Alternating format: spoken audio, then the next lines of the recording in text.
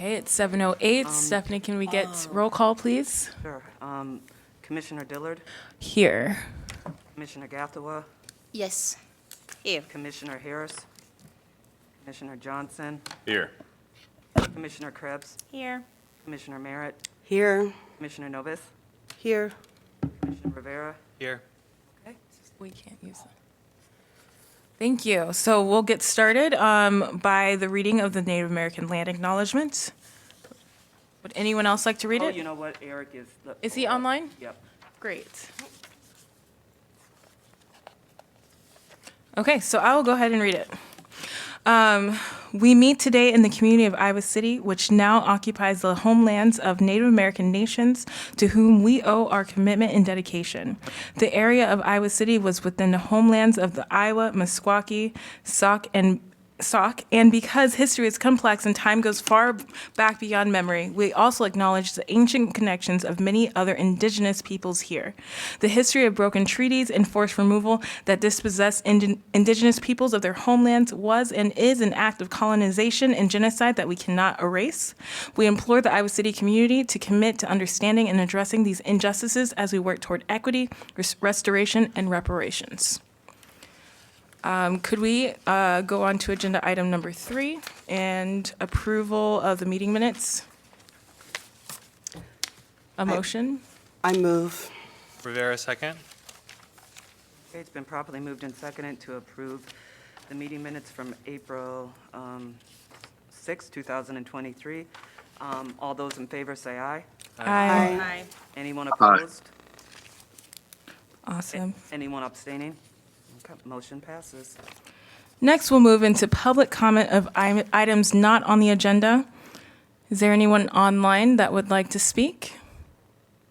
Please raise your hand. Okay, is there anyone in the public that'd like to speak? Items not on the agenda. Not on the agenda. I'm sure you knew that. Okay. You want to state your name? Hello, everyone. Mohammed Traore here. So great to be able to address you all. Really proud of all the work that you're doing for our community.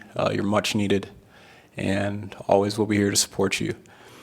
Some things I wanted to note to start is I didn't share a lot of this with you all while I was on the commission, but a part of it was just that I wanted to make sure that we kept things focused until we, got the budget passed. But I've collected a lot of notes for you, and they'll have to be submitted since they were written as part of the TRC. But that was the plan. The main things I want to share with you. So we had a lot of notes that came up about outreach to the community, and really making sure people see you and really making sure they know you. And there's a few great books that I read on this. So I want to bring up one of them now. It's The Art of Community. In it, it's a man that talks about when he first moved to a community, didn't really know anyone, didn't really have any friends, and he just talks about what he and his partner did to invite others into their home and get them to really see each other and become friends and more of a community. I really learned a lot there. Another one, this one has a lot of significance to me. This book truly changed my life. I read it in 2019, but the values hold till today. 7 Habits of Highly Effective People by Stephen Covey. Mm-hmm. That one there. The big key in there is that the book talks about beginning with the end in mind. What does that mean, and why do I bring that up? It's really hard to do a process when you're sitting here of, all right, I'm in this position today, but this is what I want to get to, because then you just start thinking of obstacles. A better way to think of it is, where do I want to end up? And then work backwards from there. Be solutions-minded of, okay, if I want to get here, what is the precursor step to that, right? Like if I want to end up at school on time, what happens right before I get to school, right? And then the step before that, and the step before that, and the step before that, finally until, you're to where you are in that moment. Why that's key is that that then gives you each of those steps. And then if you want to think about the issues, well, you can connect the dots to each of the issues, but you do also see the next steps along that line. So now it's, okay, this is a problem, but this is the next step. So if I want to achieve this, what can I do to address that problem? What resources do I have? Who do I know? Who can I ask for help? But you have your journey mapped out now, so it's much easier to do that process. The last note I want to give to you is that the focus of the commission is, to me, I don't know that it should only be on those that are within this community now, but always have that mind to the future. When I say that, it's because I don't know that people really pay enough attention to what's going on with youth. They're going through a lot. Those COVID lockdowns, everything that happened. If you actually talk to them and you notice how they act these days, it's very different. A lot of them are slipping through the cracks and being left behind. So just remember, when it comes to these changes, these recommendations, what you're looking at and what you're doing, I know so many of you are involved with the youth already, so you do know. But do remember that. Of a lot of these recommendations, the people that they're truly going to affect long-term are those that are younger than you. So their buy-in, their voices, their energy is going to be key, especially their energy. So when it comes to talking to people in the community, they're going to be able to do it for much longer. And those are the notes I have for things that are not on the agenda at least, but wanted to leave you with those thoughts. Thank you. Thank you. Thank you. Thank you. Awesome. So if there's no one else in the public that would like to speak, we will move on to agenda item number 5, which is resignations from Mohammed Traore and Kevo Rivera. I guess anyone in the audience would like to speak on that? Online or in person? Then we'll move. Okay, go ahead. So this one, Mohammed Traore here again, really pains me to, have resigned, and I'm really sorry to all of you for not really telling very many of you before it happened. Chastity, I know I spoke to you and told you that there's a chance it happens tomorrow, but at the time when I told you, I already knew it was going to happen. I knew it was going to happen for months, but the key for me was to stay until that budget was on the table and ready to be passed. I was sure the decision to resign had to come because with all the previous attempts, I knew that if I only spoke once, that just gives everyone that comes after me ammo and things to say, and I got nothing else to say against it. So I just read the meeting rules and how they worked. The one loophole I found was that if you're not on a commission, member of the public, you speak in public comment. So the first time I spoke as Commissioner Traore, the second time I spoke as Mohammed Traore. I know while everything I said wasn't perfect, to me it was things I needed to say, as it felt as I wasn't ever going to be able to move on if I didn't say those things publicly. There was a lot of hurt that was thrown on all of us. Remember, Cliff, you said multiple times how it felt like we were punching bags, And like when you first get a piece of paper, how nice it is. You fold it once, you open it up again. Still a piece of paper, but notice the crease. You fold it again, same thing. You fold it again, you fold it again, you fold it again, and you open it. It's like pulling things back together. It's what a lot of the time on the commission felt like, pulling things back together to getting back to this. But eventually, not just from things inside the commission, but just life itself, it felt like instead of the folds, it started to turn into a paper being completely balled up and being scrunched together. And I just didn't know that I could keep doing that to myself. And I leave that note for you all of, if you do ever feel like that, please do talk to each other about it and make sure that you are getting the help you need. Because remember, in those chapters of the book that Divided Community Project provided us, the key thing it harped on a lot was this community support, but also the mental health support. So I've been doing some research over the past few months and trying to learn, how many therapists of color do we actually have in the area?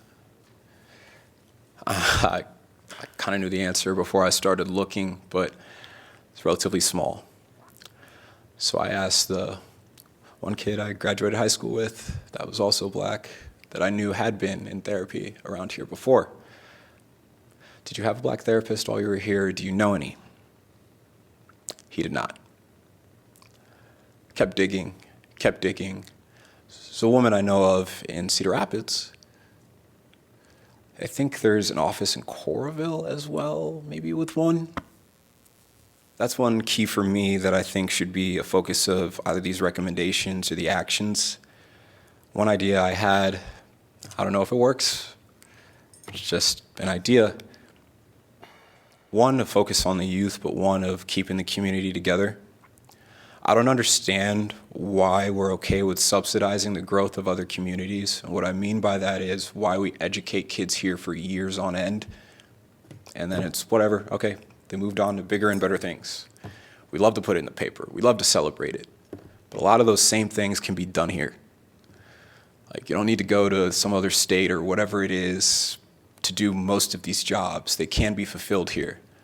When you ask these people why they leave, a lot of it is, I just felt I had a better opportunity there. Mm-hmm. A place, in many cases, they've never been before. That's really striking, that you feel like you have more opportunities in some place you've never been than the place you grew up.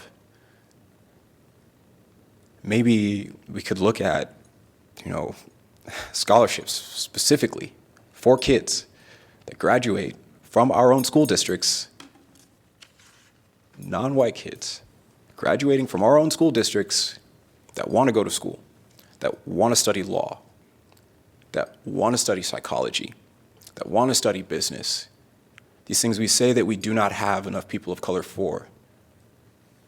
If they're to go to school here in this area, community college, four-year institution, whatever it is, hey, you go to that school, we have a partnership, scholarship to help you pay for it. If you stay here afterwards, if there's some debt left over, maybe there's a payment program for it. Maybe there's a grant program for them. But specifically when it comes to therapists and law offices, I think it really comes down to having grants to actually start the practices. I say that because when you look at who owns the buildings, who owns the land, you're at their mercy for, the rate you're paying for your office. Unless you get a person of color or someone else you trust to actually build that office for you. So to really keep those people in our community and make sure they feel supported, I think it just comes down to not only investing the time, but investing the money.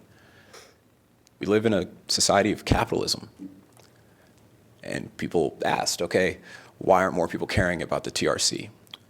And to me, the answer, I want to say spring 2021, just kind of, there's no money there.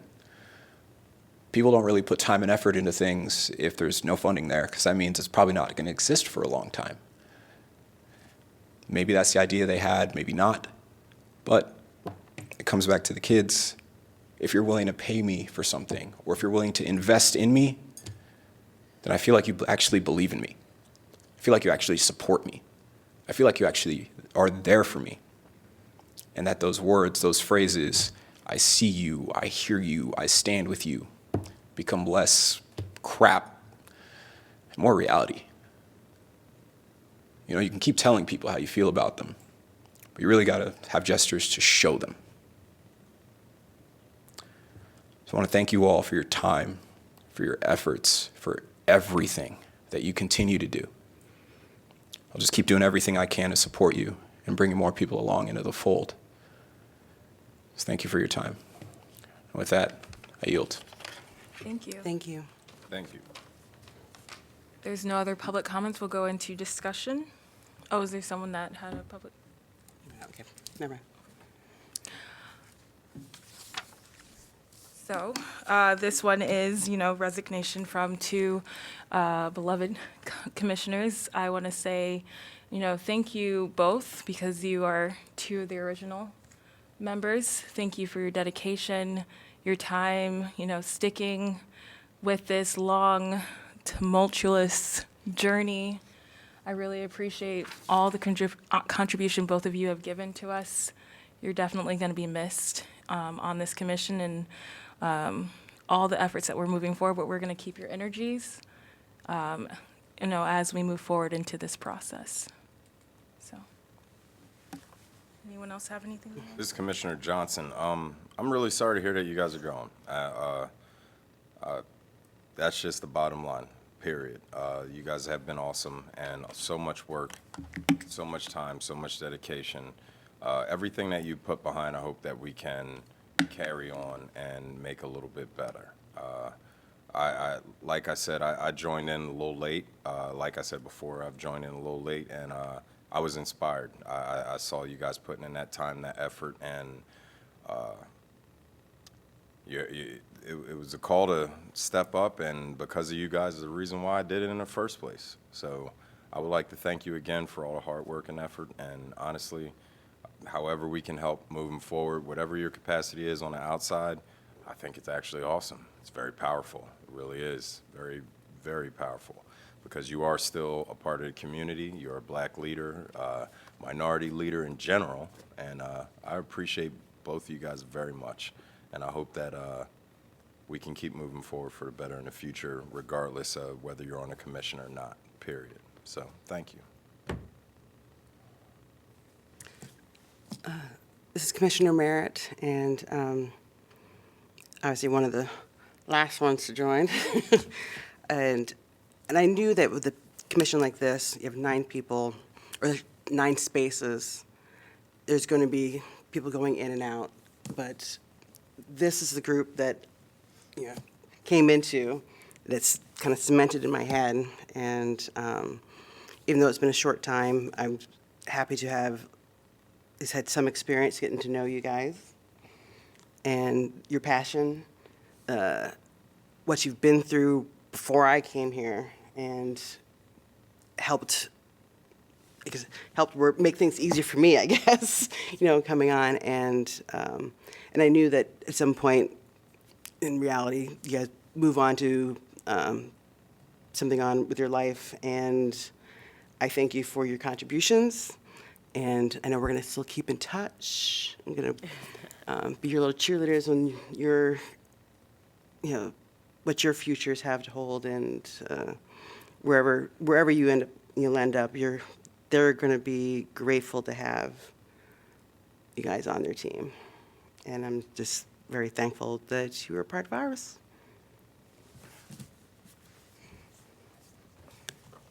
Commissioner Krebs here. I just want to say thank you because you guys really did the dirty work. And so I got to rolling, and now we're like gonna move ahead. But I want you guys to, I have such a deep appreciation. Sorry, one thing about me is I'm gonna cry, so just like, I really, really appreciate, and I watched you guys worked so hard and put so much into this. And I'm so thankful for you guys. I really appreciate what you've done. Sorry, I'm gonna cry. I'm always gonna cry. So get used to it. I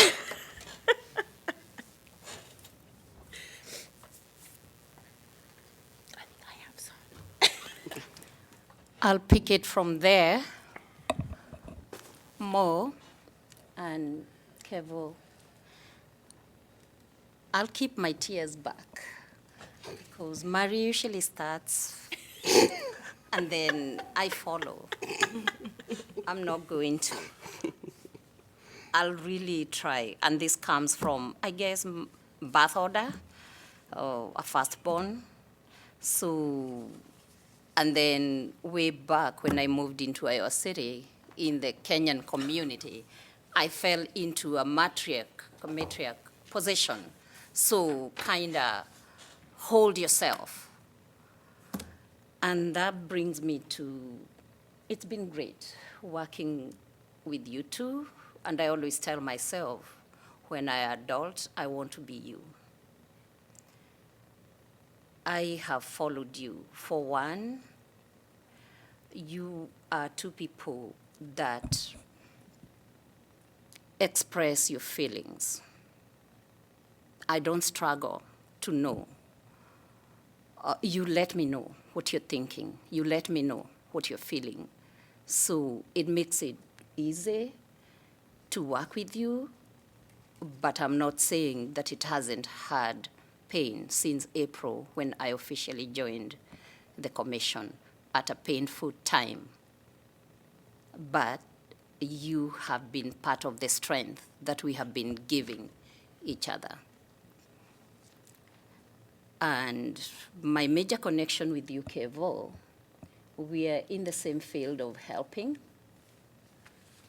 And when Mohammed was talking about lack of therapists, counselors of color, you spoke the truth from growing up and you're going to school. And when I say Kevo and I know what we're talking about, because it's a problem that I'll call it a problem that I struggle with in our city and our county as a licensed school counselor in Iowa and as a counselor educator for my population, children and youth, 3 to 24 years. So that is really a concern that I've always raised with this commission. So that's an area where I connect with Kevo. And so right now I feel very sad that Kevo is leaving. But like somebody else has said, in whichever capacity, you are still serving humanity. And professionally, I'm connected with you, even as you move on.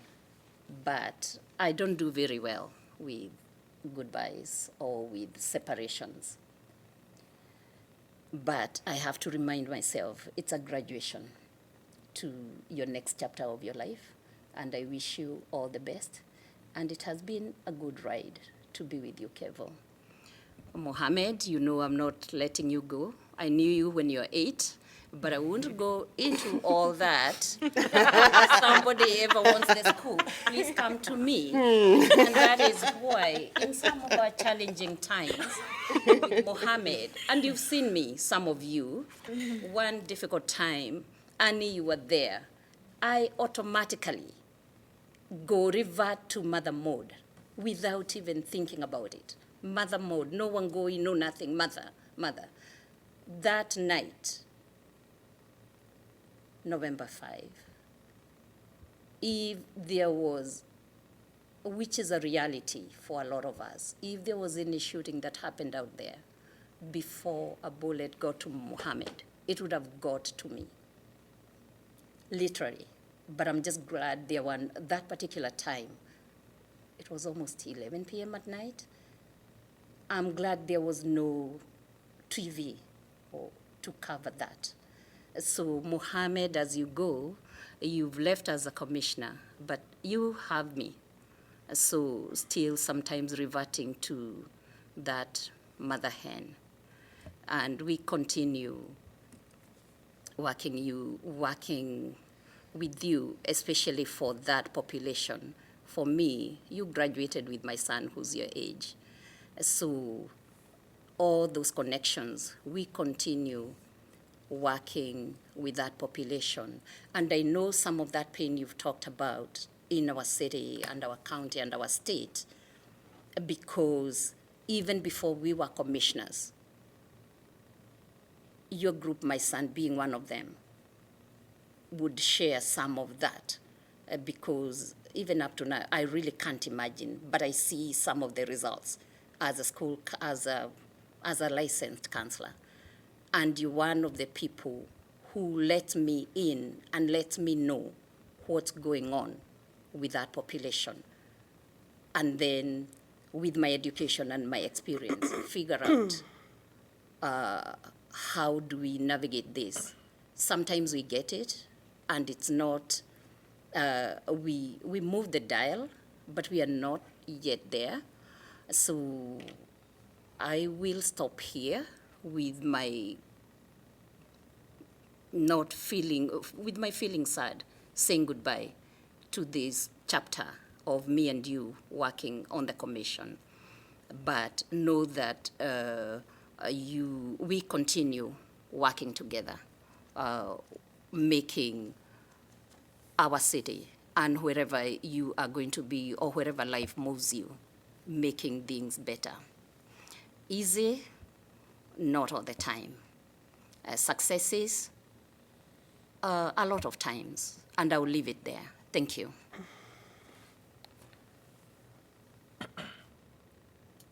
Eric has his hand up. Oh, does he? Go ahead, Eric. Hello, fellow commissioners. This is Eric Harris. I'm good to be in whatever space I can be with you guys. I appreciate that. And the first thing I would say before I respond to what I want to say about Muhammad and Kevo is congratulations. I haven't been able to be there because, I've been dealing with health things and things like that. But I want to congratulate those guys, and I want to stick to what I want to talk about those guys. Kevo, we heard, and I heard, and I listened to, because that's the only thing I'm permitted to do is to listen and observe. And I heard that when the city council said, hey, what has the TRC done? Well, I can remember a few days where Kevo and Cliff and Muhammad was working on the excluded workers thing. So we got the truths out, and then we had reconciliation where all those people got those checks that they should have, and that's what they should get. About Muhammad, he's been, a lot of times, when things were going wrong or things wasn't going right, that guy, he just always checked on me. He always came and checked on me. And I'm not saying other commissioner members didn't, but he especially checked on me. And the heart, the heart and the blood and the sweat and the tears that I seen him go through to try to help this commission, I'm going to be honest about you. I'm going to be honest about it. I was disappointed that he resigned.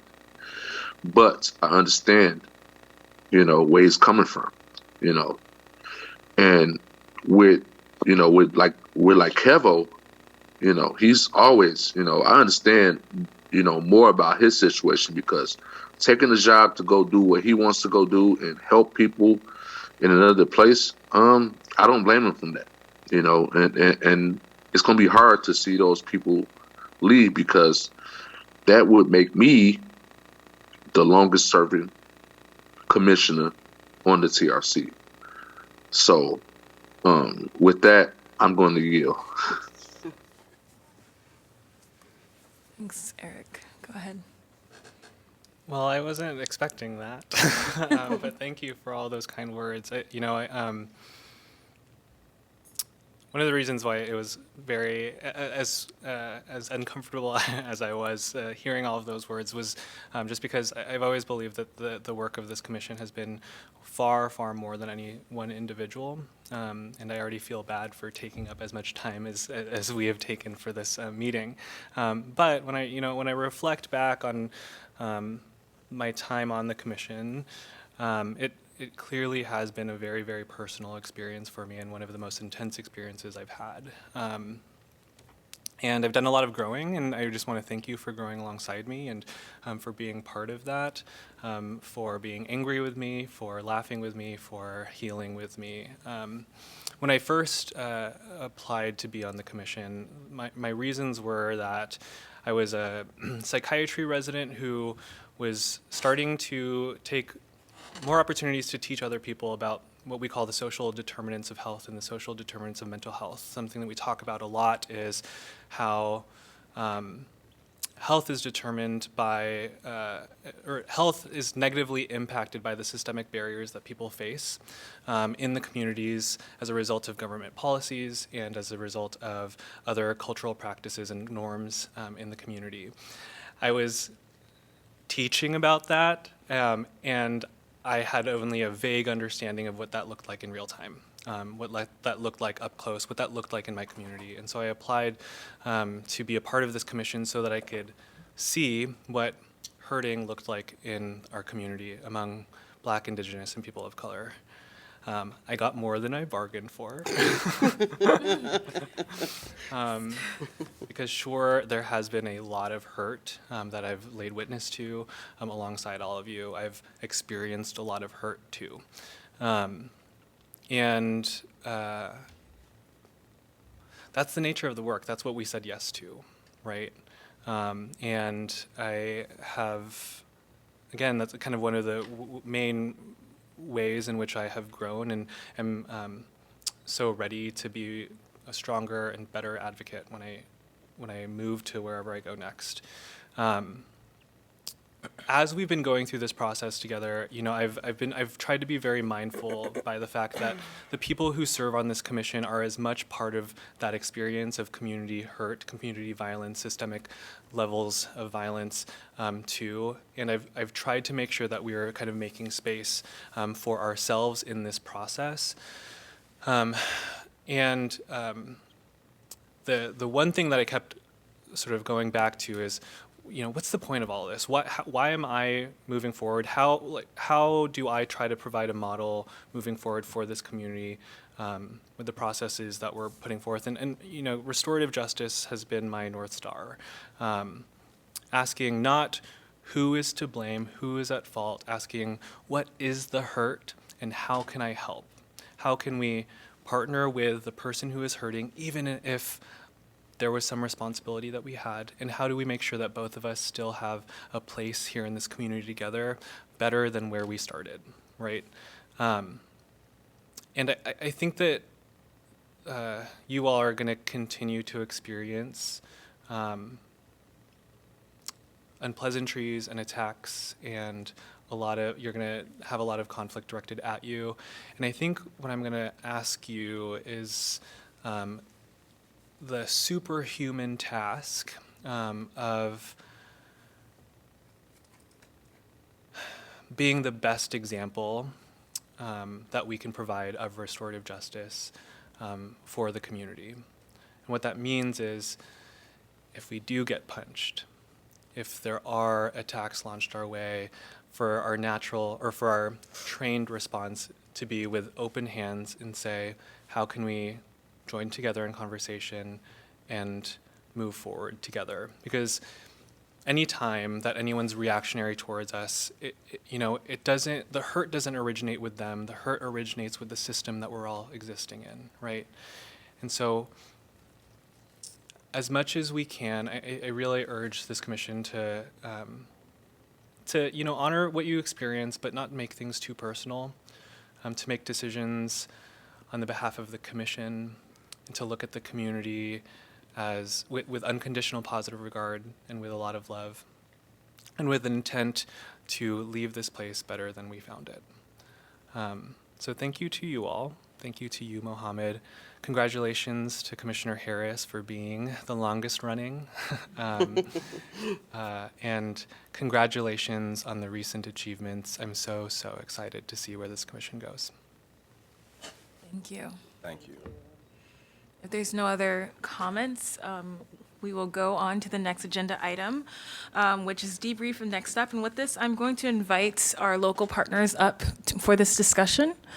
And while they're coming up, I'll see if there's anyone online that would, in the public, that would like to, that would like to speak on this agenda before we get started.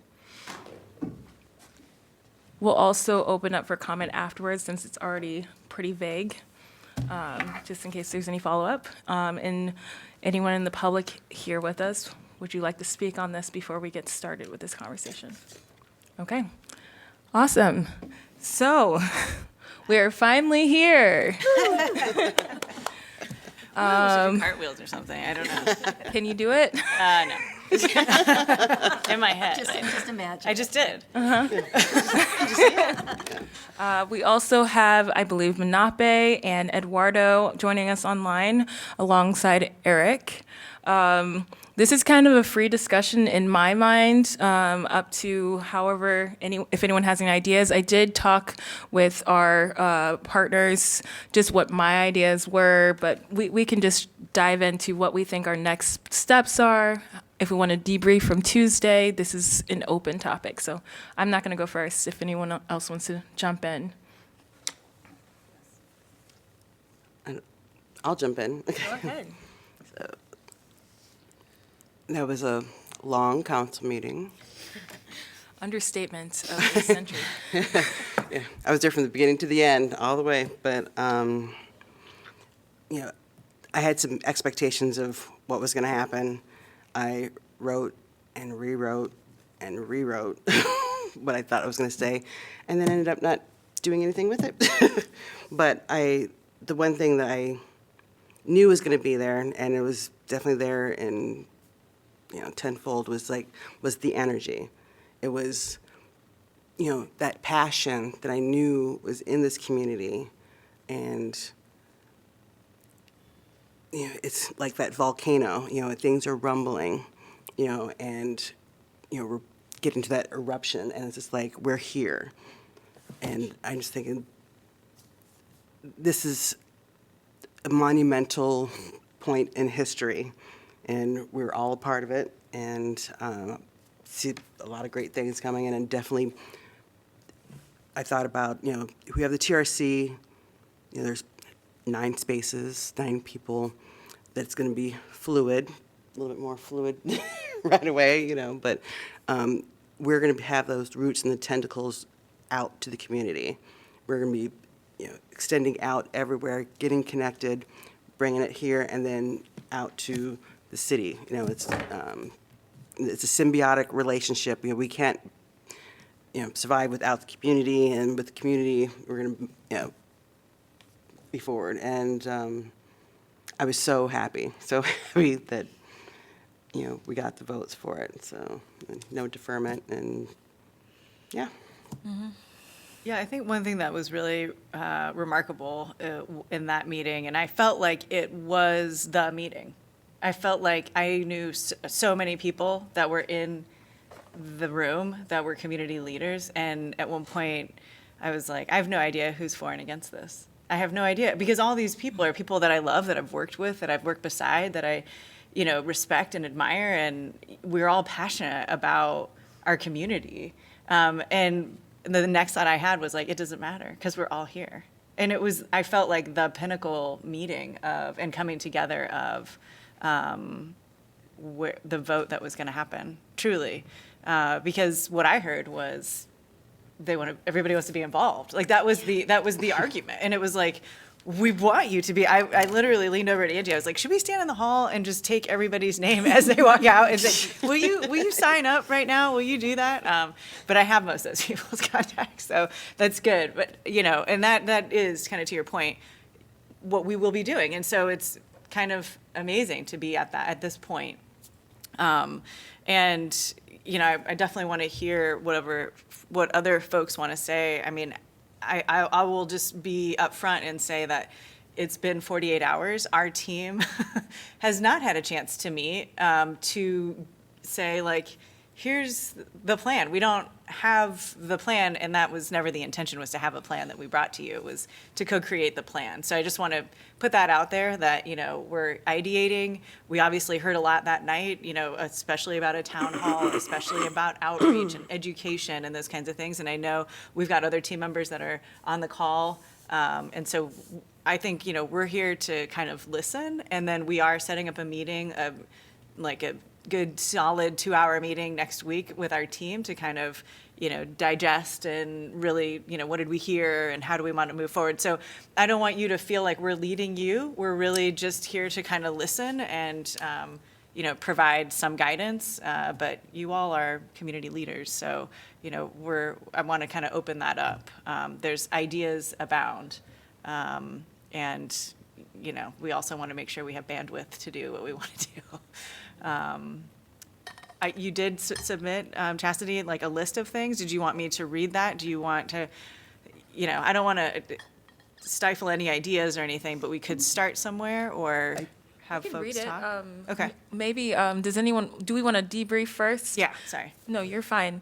I kind of put it out in the air, but maybe we should talk about Tuesday, and when we're done with Tuesday, move on to the next steps. Does that sound okay? Anyone else want to share their feelings, their thoughts about how Tuesday went, or just debrief in any way? Yes, I will. Commissioner Johnson, I thought Tuesday went well. I am glad to see that the city is willing to work with us in making sure we move forward and bringing progress to every aspect that we possibly can touch.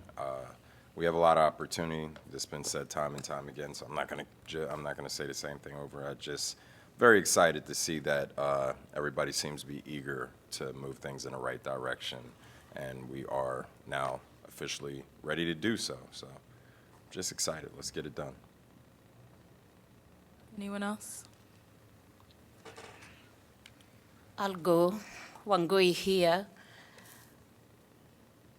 And I'm excited we are here.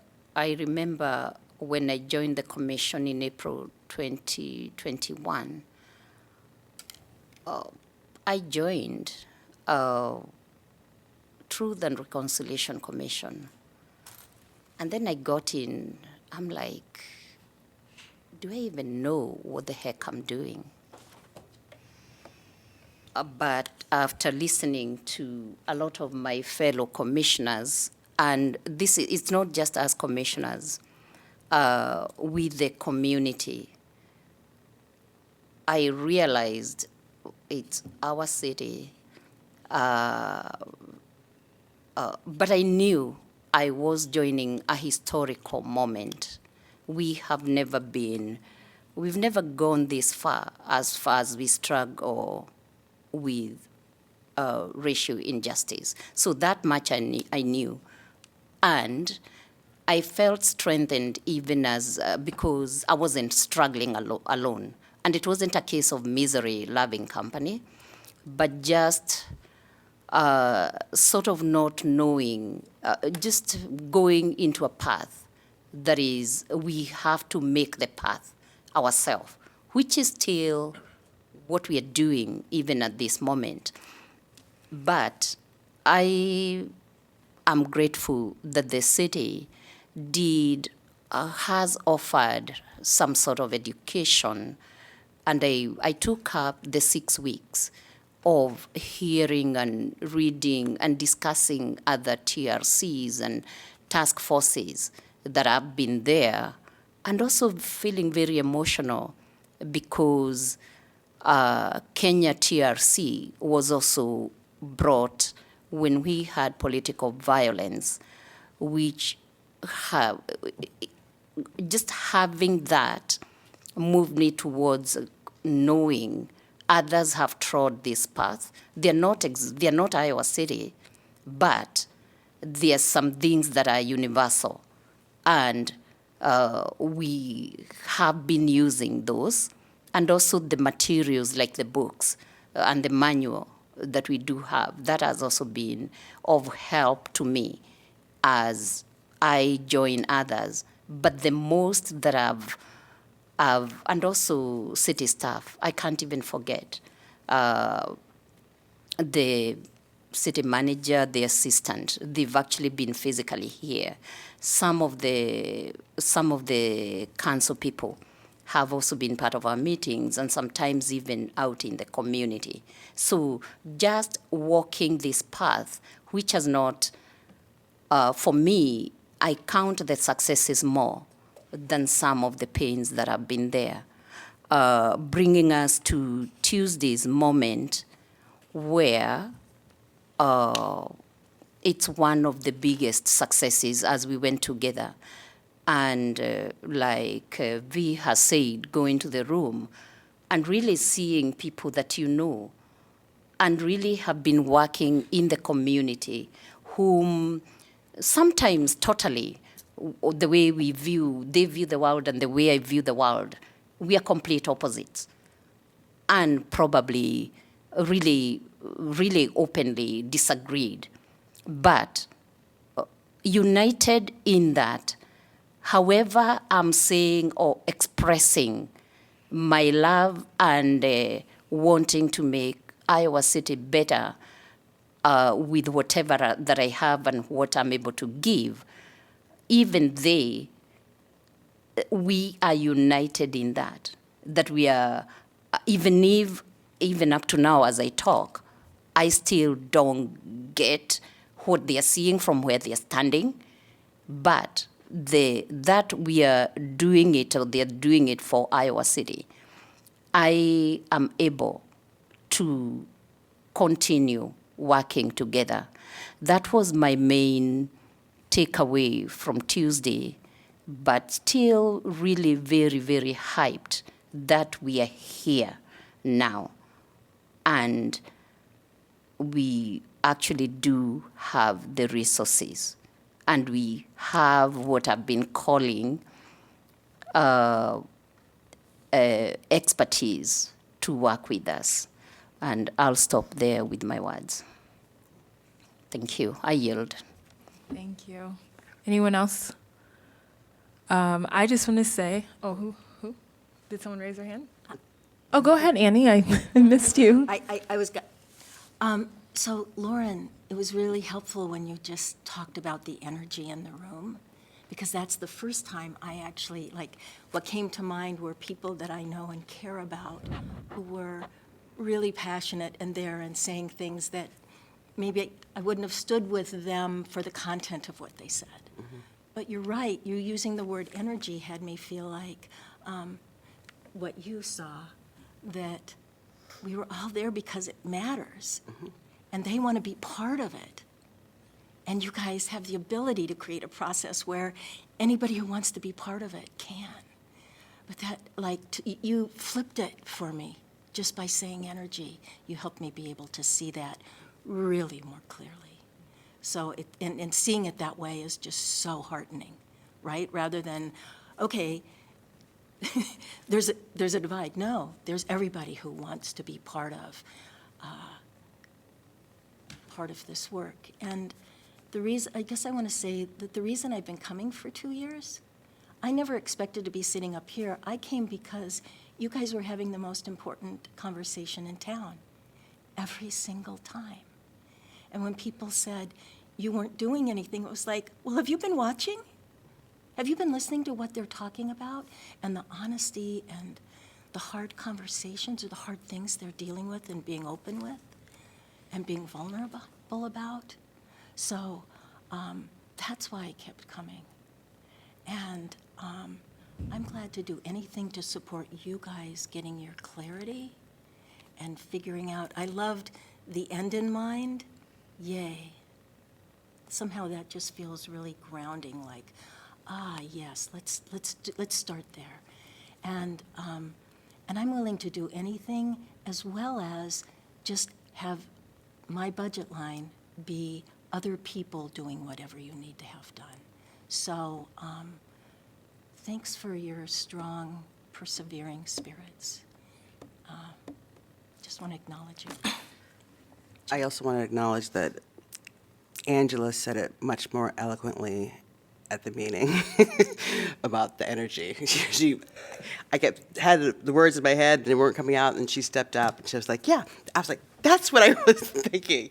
She had it, spot on, but yeah. Yeah. Oh. Go ahead, Manape.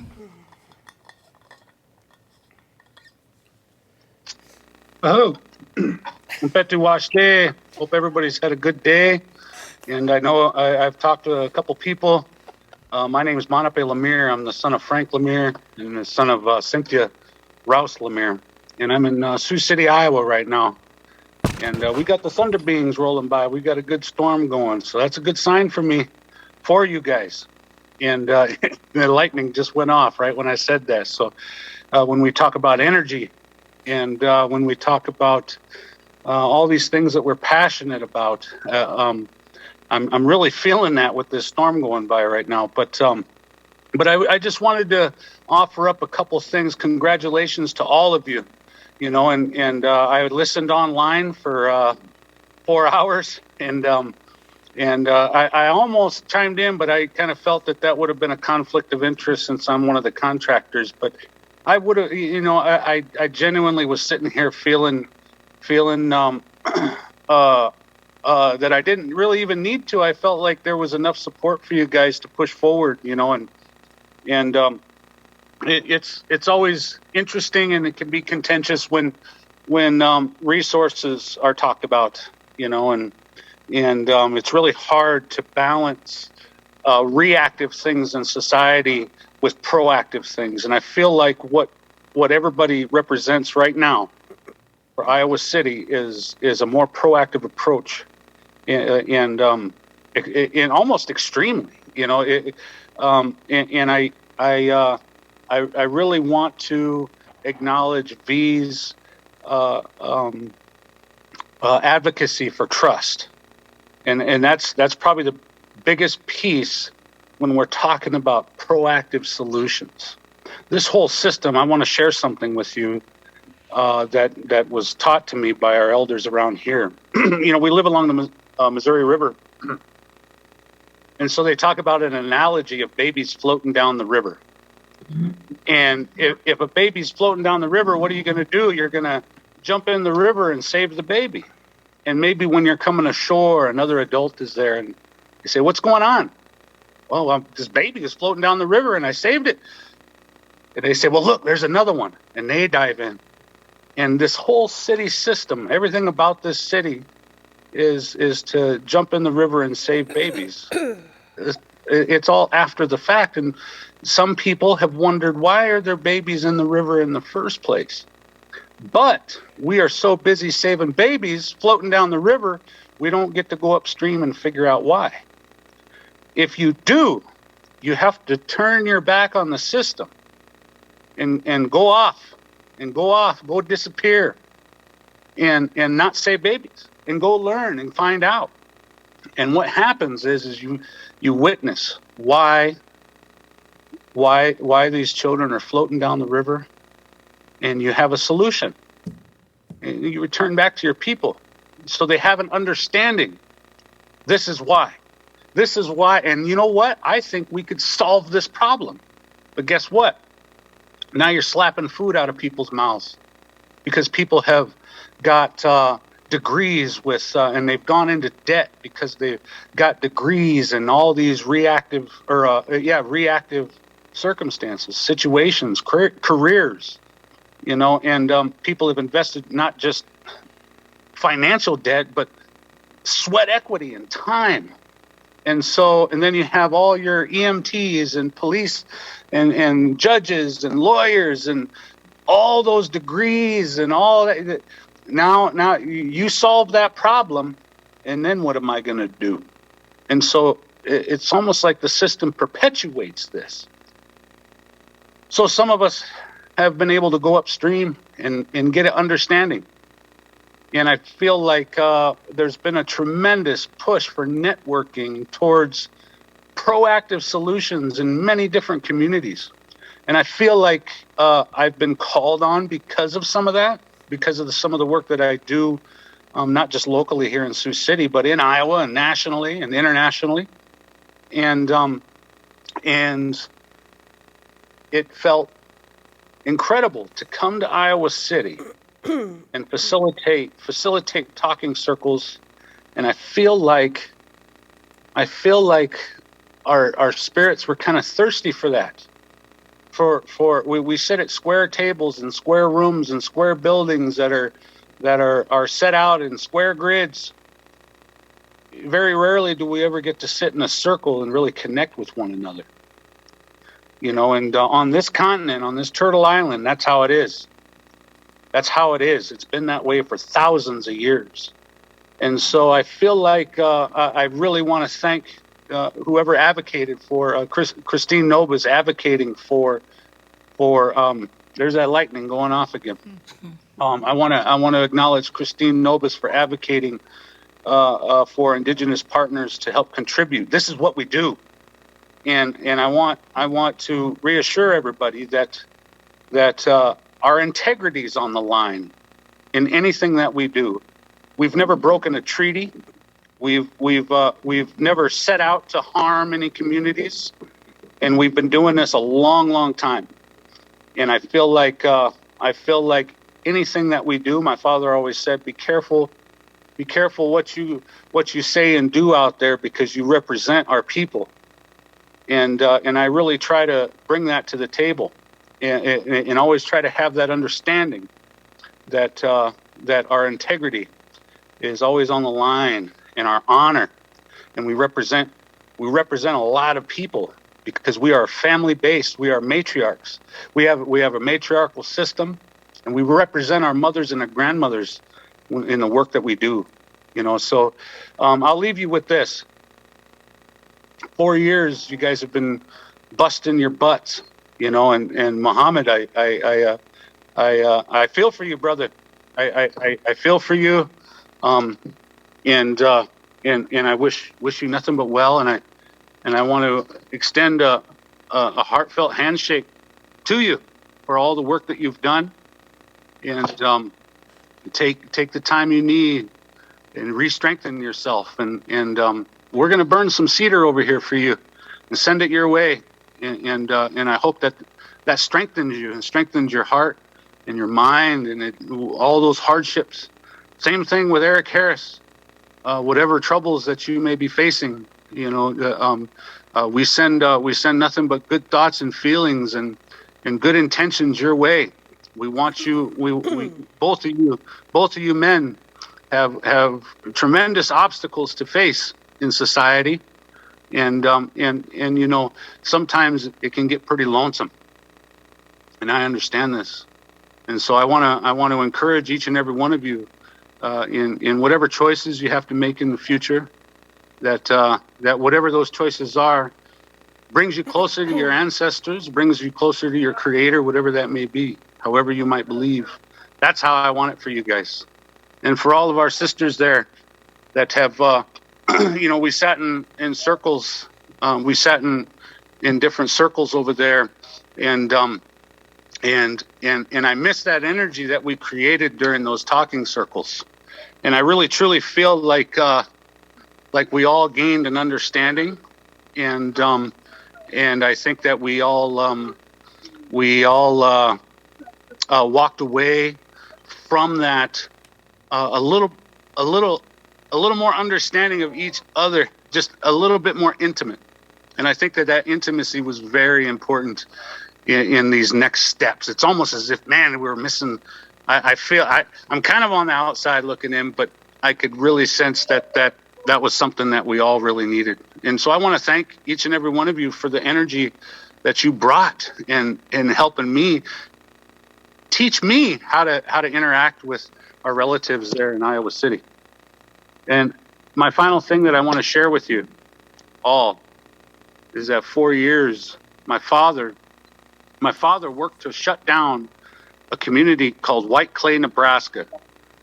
There was 22 people living in that town, and they had 6 liquor stores.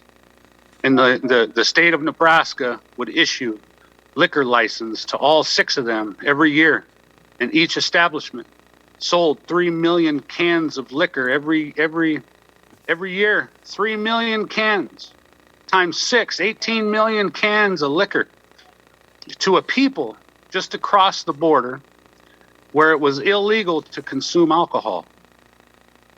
And the people there stood in resistance to Nebraska, the Liquor Control Commission, and the issuing of those. They felt that the issuing of those licenses perpetuated violence, perpetuated injustices, rapes, assaults, battered women, battered men, battered children, neglected children, all those things, all those horrible things.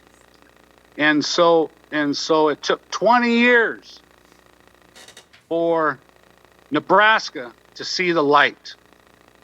The best and brightest people in Nebraska, it took them 20 years to figure out, yeah, maybe maybe this is over law enforcement's head. Maybe this is over the Liquor Control Commission's head.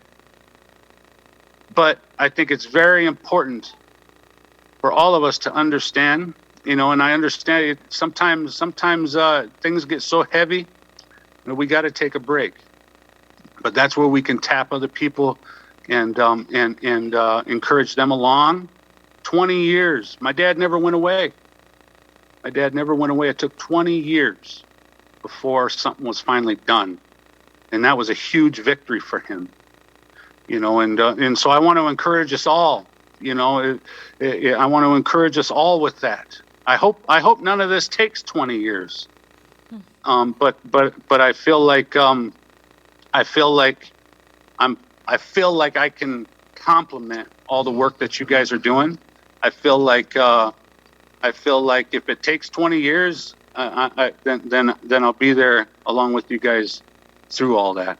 And I want to thank you all for your time, this opportunity to share something. And there's 2 other natives that are contracted with this, and I can't speak for Donnell or Terry, but I can assure you in my communications with them that they were pretty excited about this for Iowa City, and I want everybody to know that we're watching, because we also represent Sioux City, and I know Sioux City needs this big time. All the issues that you guys are having socially, we have them too, and we're watching, and I'm going to advocate for you on this end, for people to pay attention to you all. And so I think at the end of the day, those three city council members that voted against this, let's make them regret it. Let's make them regret that. I think that was a mistake on their part. Yeah. But regardless, the community, the local community there is going to completely benefit from this, and I'm excited. I'm excited for the community, and I'm eager to work with each and every one of you and shake all your hands. So that's all I have to say. Thank you. Go ahead, Eduardo. Thank you so much. So, well, congratulations are in order.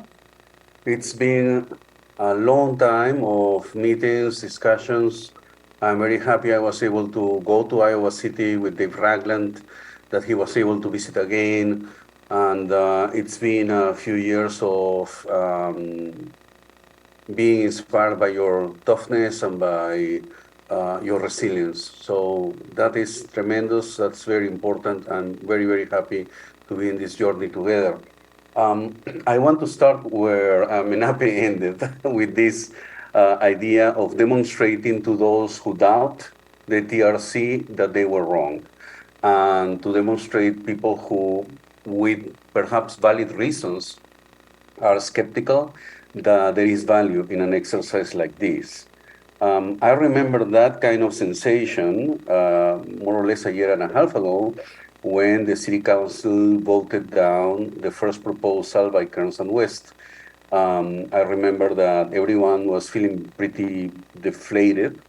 And actually, I think, Kibo, you sent a note to me just after that vote, and I answered and I said something like, this doesn't end here. And I'm happy that you guys persevered and continued fighting to preserve the integrity of the mission that the city gave you and the mission that you accepted to discharge. I think, though, that this was, with all its difficulties, the easy part. Because now is when things really start. That is when the 3 big tasks that were assigned to the commission start to happen. Meaning creating spaces for truth-telling, doing some research, and preparing real substantive report and findings on the situation of the city, and of course, propitiating spaces for reconciliation. That is going to be the tough, real hard work. And there, I'm very nervous about it because it's a lot of work. We have a lot of responsibility as Think Peace, supporting one of those three pillars, the one on truth telling, which is very, very critical. There were questions on Tuesday about that particular issue. But I do think that what Dee said a few minutes ago is true. We don't intend to have all the answers. We don't intend to have all the plans pre-cooked. We have certain experience, we have certain information, certain good practices that we picked in other places, but in reality, we intend to co-create this with you. And I think that we have to be honest about it. Another point. On Tuesday, there was not only this vote, the vote ensuring that the TRC has the resources to get facilitators. There was also another vote, the extension of the time of validity of the TRC, which is even more important because it's saying, yes, you have this funding for the 7 months of work that you're going to have with the facilitators, but you are being extended for 18 months, right, to the end of 2024, practically. And this is extremely important because that is a vote of confidence from the community and from the City Council, and you need to value that vote of confidence. Whatever their doubts and whatever their hesitations about working with us, with the 4 partners, 2 in Iowa City, 2 outside, the fact is that they could not bring themselves to say this commission is worthless and it should end right now. That was impossible. And they had to accept the extension. So this means that we are going to be helping you at the beginning of this 18-month extension. Our work is working with you these 7 months that are covered in our contract and letting you enabled to carry on this work, which is possible. I don't want I don't have a crystal ball, but it is possible that Iowa City decides that this is something that needs to continue even further, because you don't fix issues of racial injustice that have hundreds of years in an exercise of a couple of years. So also there is another important point here, and I have to say it in all honesty. Your resolution, the legal mandate of this commission says that you have a facilitator only in as much as you want it. There may come a moment, and this is according to your own resolution and therefore your bylaws, in which you say, we don't need a facilitator. We can do this on our own. And if you do that, that's perfectly all right. I think the work of a facilitator that has certain expertise is to make himself, herself, unnecessary. So if we get to the point where you say, you know what, thank you, now we know more or less what are we going to do regarding truth-seeking, regarding fact-finding, regarding reconciliation, and we are going to continue on our own. And the next period after the 7 months, I think you could go to the City Council and say, now we need this budget for activities that the Commission is going to do on its own here. It's perfectly possible. And I want you guys to hear this from me directly, so you understand that we as an institution, in the case of Think Peace, and I'm sure I speak for all our partners here, we don't have a vested interest or a monetary interest on this issue. Our interest is to make sure that you as an institution are strong enough. And again, you have all the authority in the world to say, yes, we want to continue working with you, or no, we are fine now, or we want to work with other people.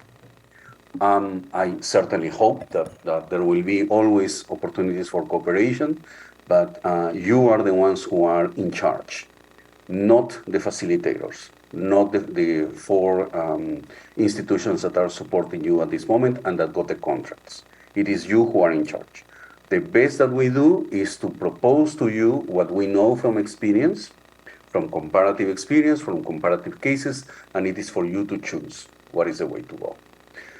And that's it. I also want to say thank you to Mohammed, of course, to Kibo for their tremendous work during all this time and their confidence in the kind of work that we were doing together this couple of years. So thank you. Thank you, Eduardo. I just wanted to say thank you to everyone who was able to join us on Tuesday. Thank you to the entire commission. Thank you for trusting me and Lauren to lead you all. And thank you for the individual pieces that you added to our presentation. I felt very strongly that everyone needed to speak. When they said that they wanted either a person to represent us or all of us, but what I believe about what makes us unique is that every person that comes adds something unique to the table. So I think that's what made our presentation so strong. And so I really wanted to thank you all. It was a long, stressful week leading up to it, to say the least. It took me a moment to feel that excitement afterwards, but I'm excited now. But I did value what everyone contributed, and especially Angie at the end. It took me a while to get her idea of the energy, but it was so true. And it's so true that even if you come from different sides of the table, you can, just know that everyone is so passionate about the same thing in the room. So it's beautiful in that way. So if there's no other debriefing parts, let's move into next steps. Would you all like me to read the ideas that I had? Okay. These are just things that came out of the top of my head on yesterday morning when I barely slept. And I thought we could discuss them. So we heard from everyone that they want to have a town hall meeting. So that I personally believe that should be one of our top priorities. We talked a little bit about this in our April 6th meeting. How can we move our meetings because it's inaccessible to a lot of people? This is not a safe space. We want, the community is finally wanting to come to us, so let's figure that out. That's a priority, I think. Did you have something to add, Wangui? Commissioner? Okay.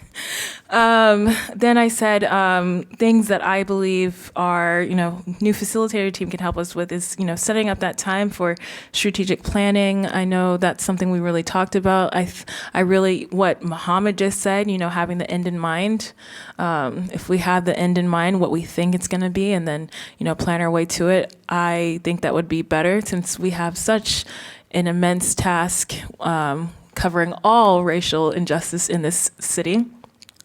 I think also jumping on creating the healing process for the community and for commissioners, anyone involved. That's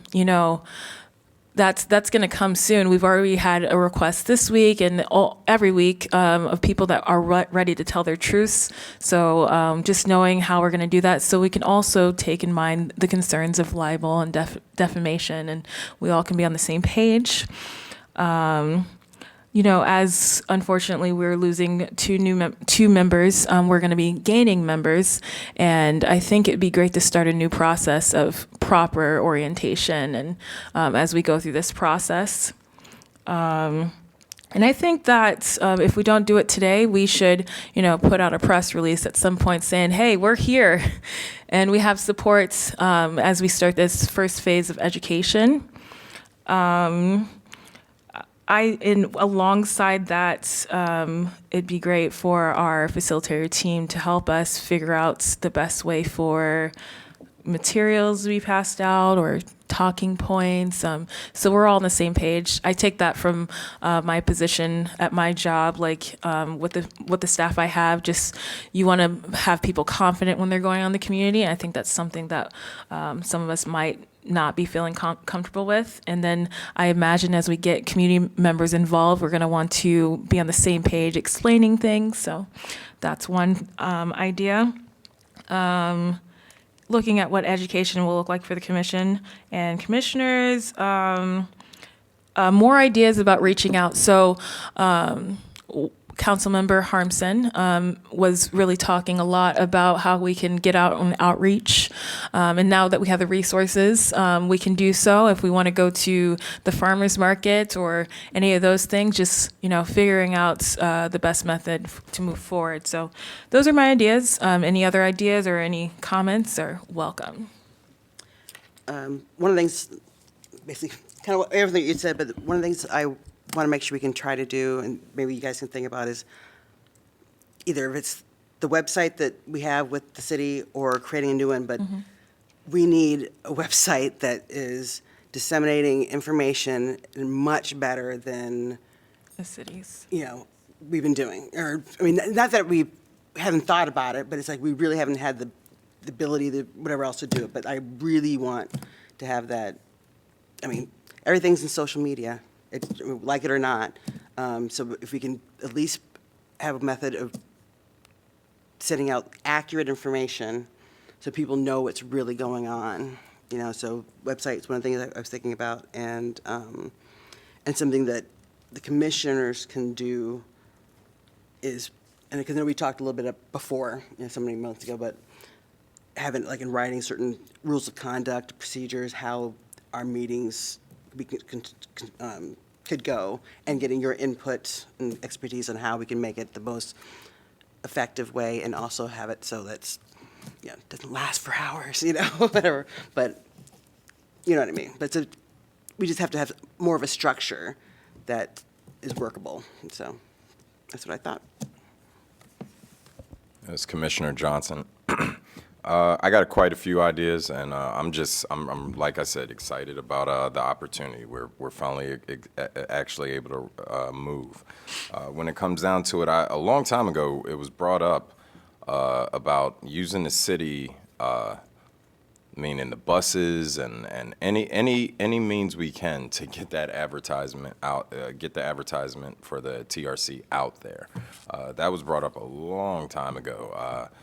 We need billboards, we need buses, we need flyers, we need everything there is to kind of make sure that the world knows that we exist. We've been around for quite some time, and we have been putting in the work, and I was very confused that nobody recognizing us, but that's fine. That's okay. There's nothing wrong with that. Let's just make sure that we make the right moves, and we got quite a few different methods. I think T-shirts. I think between T-shirts, social media, our local public access TV, all of the above. Anything we can to get out there and make sure that people know we're out here. We should go about. So I'm just looking forward to getting her done. So Maybe that's get all I our have. name in the school system. Absolutely. There's no reason why, if people don't know about us by now, there is no reason why they shouldn't, at all. This is meant for the entire city, and in order for it to be for the entire city, they need to be informed. If we have to mail it out, however we need to do it, we have the means, we have the funds, we didn't have it before. We have it now, we can put it right towards there, get it out there, then there's no excuse. There's no way, I don't care, have a parade, whatever it takes. Let's make sure that the world knows that they have a voice, and it hasn't been there before, now it's there, now it can actually get done, so. That's all I have for right now. This is Commissioner Rivera. I think one thing that I've just observed over the last couple years of being part of this process is that we have long conversations about what truth processes are, and we've explored a lot of different nooks and crannies about how complicated, how nebulous this process is, and how we have the opportunity to sort of co-create it for our community. And we're really, really bad at summing it up.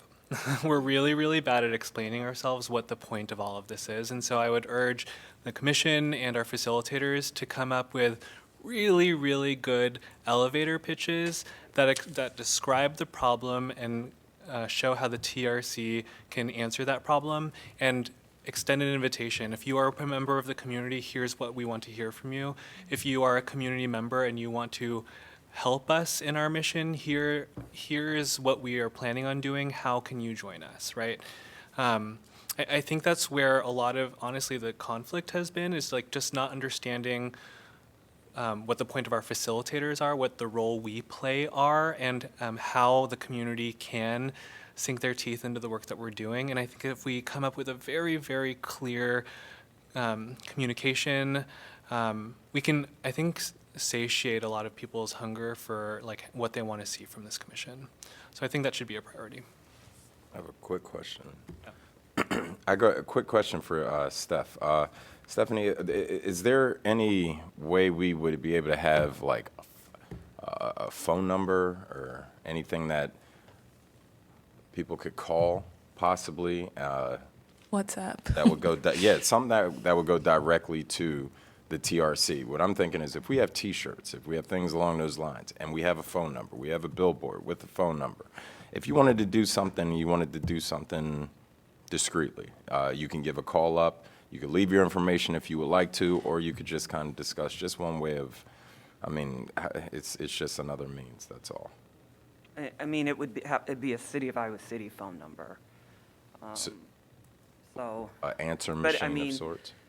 or staff would answer. I Okay. mean, I guess would probably be better than voicemail, I would think, but we would probably just use the existing numbers we have, just so that it's more accessible, because those numbers are out there anyways. So we could just get something dedicated to the TRC where people can call in and say, okay, I would like to leave this note for the TRC or something along those lines? I mean, really, when you call into to the office, there's one number, and then you press the option that you want. Mhm. So I think it's probably still using that main central number. But I don't know, I guess like an in my opinion, it would probably be Yeah, more helpful to have staff answer the questions, because, I mean, personally, lots of times when people hear a voice recorder come on, they're gonna hang up. And it kind of makes it less personal to me if they're just dropping something into a voicemail, but. Well, I was just thinking, the only reason why I was thinking that is even if just to get in contact. The one thing I hated hearing was we're hard to get in contact, or we didn't reach out, or anything along those lines, because that was rough for me, because I specifically remember us reaching out and speaking with people, and I just want to nullify that completely. So if we have multiple means, there's no excuse. Well, I don't want to leave any excuse whatsoever. We have email. Yeah. And I mean, if we're thinking about a T-shirt, because the email, if I'm correct, when somebody sends it, we get it. One thing that I figured more options, that's all, as many as we can. If that is something that we set up, and I think it's a good idea, we really sort of need to define for ourselves and help the people understand like what responsibility they have for the words that they share with us, right? If things become open record, they need to know that. And so I think we just really need to kind of settle like how we communicate that type of sort of responsibility and liability for the words that they share with us before we ask them to start talking to us. I agree. I think with that would be great to, that's why recording wouldn't be a bad idea. And it's, if you feel nervous, you might hang up once, but you might call back. You might feel like, feel a little bit more comfortable leaving a message next time. If it's completely explained to you what you should and shouldn't say to the T, or in a recording possibly, so they can But feel I- comfortable. I think that's part of, the facilitator's job. Oh, yeah, oh, yeah. I just wanted to put it Yeah. out there, that's all. I'm telling you, it really bothered me hearing that, not in contact with anybody or anything like I mean, that. I'm sure that they, even if they talk to staff or however you figure it out, I think it's probably a good idea to have a phone number, because not everybody has internet access. Exactly. So when you do community work, it's always good to have, I can send a handwritten note, I can call, so as many options as are possible for people Yes. that may not have internet access Absolutely. or consistent internet access. So just a question on that. Very early on, we were talking about, can we have our own social media and all that? And the communication was that we wouldn't be able to have our own, but it might be a possibility for us to, once we get the facilitator, to have them manage something for us, or contracts, something like that. I can go back through the minutes, but my communication has been, since this is a city commission, that I mean, any social media would have to be through the city, including a website. I can confirm that, but that's been my understanding in talking with the city attorney's office. And with the nature of our uniqueness, could we convince the city to allow us to have a different page or a style on the page? Well, you could have your own page. And I know we but already it would have. be, I would be the one probably posting the information. Yeah. Okay, so- Could we redesign the page? You mean the website page? Mm-hmm. I mean, that's, I don't think so, just because it's a template that, I don't know how that works. I don't know if you've been on the city's website recently, but they have, it's a new and revised website. It looks a lot better. It's a lot more user-friendly. I admit that the last one wasn't necessarily that accessible. It was hard to find things, but, so you might take a look at the new city website, look at your page, and send me things that you would like to see added to it. But in terms of the appearance of it, there's not going to be a lot that can be done in terms of the appearance. Content probably, but not appearance. Okay. I have seen it, and I'm so excited that they've upgraded it. I just wish we could have something that would stand out a little bit more. That's the reason why I'm asking. I wonder, having done some community outreach in the past where you're wanting to gain commentary, is if you could even have a button that says, if you would like to send a comment, just to make it easy. That might stand out enough. Yeah. But then it's also, upheld to all of the things that you were talking about. It's monitored, it's, recorded or whatever, but, explaining that ahead of time. Right. You can do that. That might be one thing you could request, that just, it's like something visible that looks a little bit different and it's easy to click. That I've done that before, and that's been helpful. If we were to have any civilians create a page or anything that are not with us on the board here, almost like a outside suggestion box to the TRC, are we able to have that, or is that something that has to be ran completely by the city as well, too? Yeah, I mean, yeah, I mean, it still has to be, it still has to be within the city's, for lack of a better term, network, I guess. One thing, and we can certainly get into the details more and more, but in terms of getting out to populations and making sure that, people are, it's accessible in as many places and methodologies as possible, one thing that could be helpful is going to places like tiendas, where barber shops, those places is not going to be in the city's network.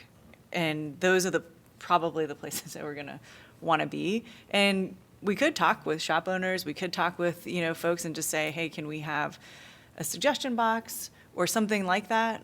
Or maybe you could have a gathering there, just stand up outside on a Sunday morning, or, you know what I mean? You could, and that way you're kind of out in the community. It's places that we know where people will be, because they feel comfortable. Yeah, and in languages and things that they're, feel comfortable with, people that they know. So when we start talking about, doing our outreach to the Sudanese community and things like that, it's oh, well, they know you can't do it at this time and this time, but if you go here at this time, so-and-so will meet you there. And there's more trust, right? Because you're with people that they know. So, you'll have gatherings and things that are at times when people will be there. So going to where the people are, you're only going to get as much as you're going to get from the city network. There's no offense intended, but what I hear is a desire to reach outside of that, of course. And so I don't necessarily think that do what you can with the website, do what you can with the social media, make peace with that, and then start creating some other methodologies that really get you out more into the community in networks that never would have felt comfortable coming to the city anyway. I'll Sure, I'll good. piggyback on what V is talking about, and think that we are also, as we go out there, even as these last 3 years, whenever people ask, how can I reach the TRC? I'm always, and I think you also do that, it's scribbling down the emails, the phone numbers, and all that. I'm thinking there can be, and this is directed at Stephanie, I'm thinking there can be a business card with all this, and probably updated with a QR code, And then all those means of communicating, just listed there, email, phone number, those are the things we talked about, I think, the Facebook page, put them there. And then when we are there, as it makes my work easy when I give somebody a business card. Some of them get tossed right away, but some of them really get used. So, and then the other thing is, I'm thinking we can also have a brochure. When you're talking about the Sudanese community, you made me also, because that's one of the things that we got out of Tuesday. And so really going to where people are at. They're definitely not on Zoom. They're definitely not here right now. But with brochures, some of us do go to that community.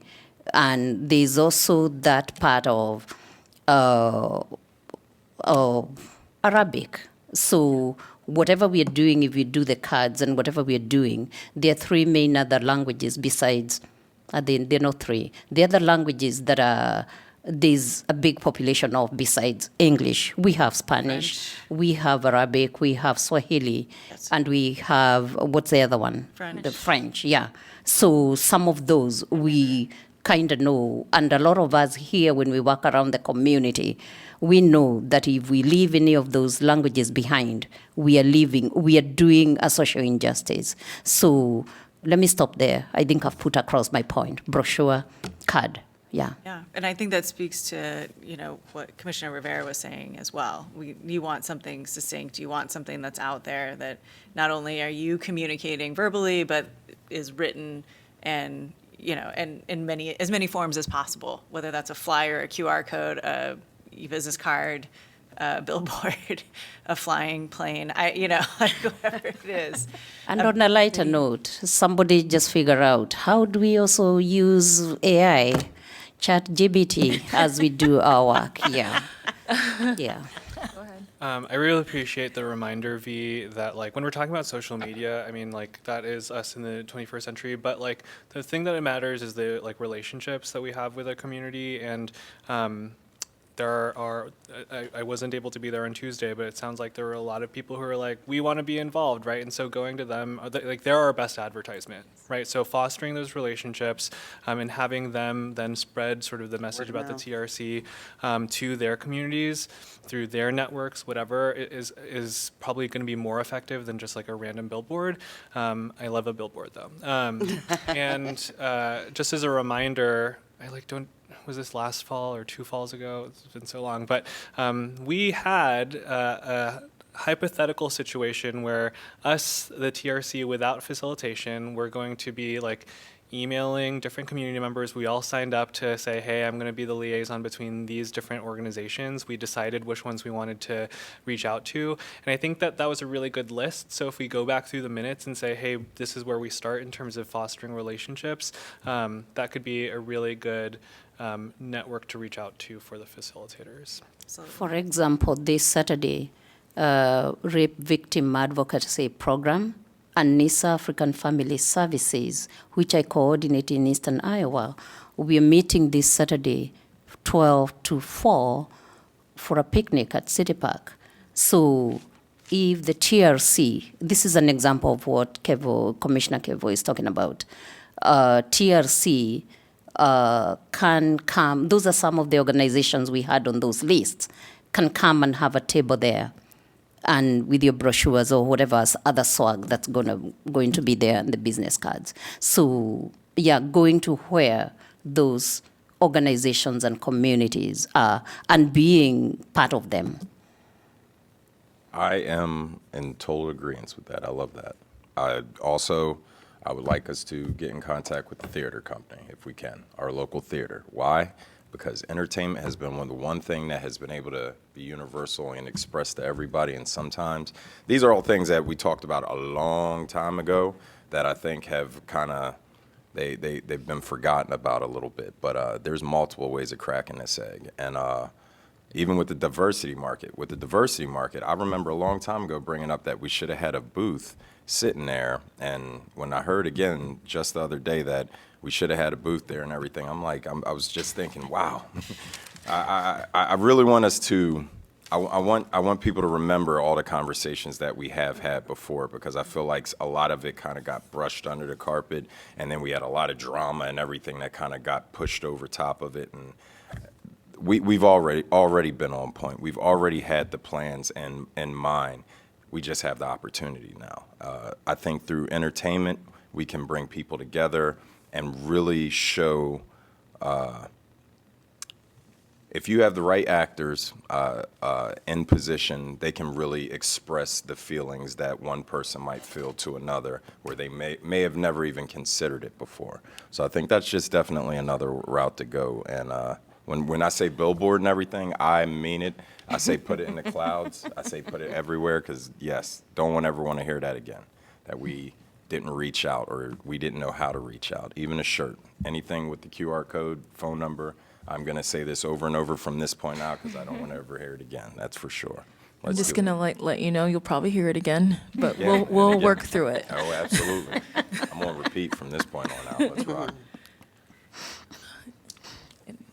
Go ahead. One thing I wanted to kind of go back to, so yes, planning a town hall meeting, I know that's definitely something we heard. And that was mentioned in a prior meeting, to your point, right? And so we will definitely look at how do we kind of flesh that out, because of course you want to be prepared for that. That's a big thing. That's no small thing. That's a big thing. In fact, that's probably something we're gonna have to work up towards. But one other thing I wanted to talk about was, you talk about the strategic planning. So in our proposal, we had talked about strategic doing, and I'm trained in that, as is Angie Jordan, and we've done it together. And the thing that is really exciting about strategic doing, it's not just a buzzword, which is what I used to think it was. I was very resistant to the strategic doing thing that was happening in the planning world. I was like, what are you talking about? But what it does, it really does kind of speak to the things that I've heard tonight. So you start with an aspirational statement. That's your end goal. Like, to eradicate racism, sexism, homophobia in Johnson County, whatever it is, Iowa City, right? Like, you come up with that. And then you start looking at your assets and people in the room, right? So you got to make sure that, you know, who are we talking about, like, being in the room? Is it just the commissioners that we're going to be doing this with? Yes, check the list. That's fine. There's nothing wrong with that. But you're going to be looking at the assets that you have in the room, and those are capital, those are network, those are physical, those are all the things in this universe of who you are as a group that you have that you can contribute. And then we look at what are these, like, buckets that we can start working on. And then it's okay, well, then that's who's going to work on it, right? Like, we come up with these ideas, you know, and one of them could be planning the town hall, quite honestly, you know, if that is something that we think of, like, that's a big thing. So from there, it's like, okay, well, who has the skills, who has the assets, who has the networking, who wants to help move that forward? And that may be, you know, voluntolding a couple people that aren't in the room. But for the most part, you want to make sure that you have, the idea is that you don't have to ask anything, or you don't have to ask anybody else for permission to do the thing you want to do. That's the crux of it. And that's why it's the doing part. And then you kind of create these things that get us to your aspirational statement. And that could also be a time thing. In 7 months, this is what we want to be doing. We could time bound it. It doesn't matter, you know, what you want it to get at. Usually we like to go big, because then you're like really getting at the thing. Right? It's like eradicate racism. Okay. How are we going to do that? Right? And where do we start? And so it's just a little bit more bite-sizable, actionable.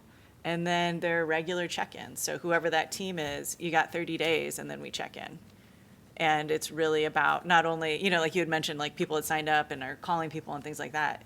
It moves things forward, but more importantly, it builds that trust with the group, right? Because then you really start getting to know each other. You really start, and there may be things where we're like, oh, we're going to do this thing, but it just doesn't happen. It's just not. There wasn't, you hit roadblocks or whatever it may be. It's okay. The thing about strategic doing is that it's agile. So we have 4 other things that you can just shift and pivot towards. That's why you check in after 30 days.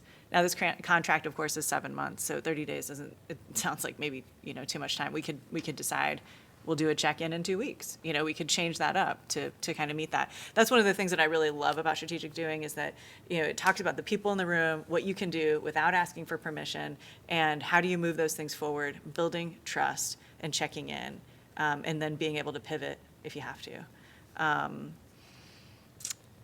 And it looks like Eduardo has a comment.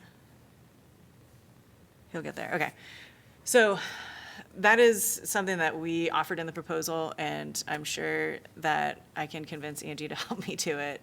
I think that what we're going to be looking at is doing things at the same time, right? So like the education piece happening, the healing piece happening.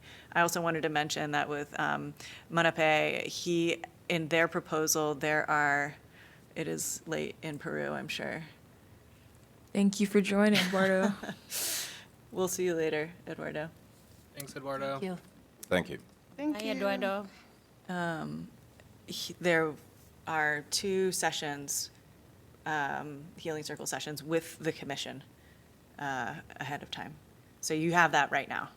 He can come here. It's in his budget. Like, he could come here, Terry could come here, Danielle could come here. Like, so just know that that's there, and we can just figure out a time that works for everybody. But the team had thought that that might be wanted. You don't have to do it, but I know there's been talk about it, so I just wanted to concretize that. And Manape, I don't know if you wanted to speak about that, but it's there, if and when you choose to use it.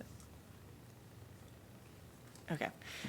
Those are just some of the things that I wanted to kind of speak out, and we can try and come up with a little bit more. Okay, there he is. Hi. Yeah, I can. I can speak on that a little bit. And really, I think the thought about talking circles was that we could present that as like maybe some conflict resolution pieces, and we wanted it to. You know, I know some folks that had contributed they wanted to contribute some of their understandings or teachings around talking circles they might have experienced in the past and bring that in. But my understanding was that local tribal people, when I say local, I mean Iowa, that we would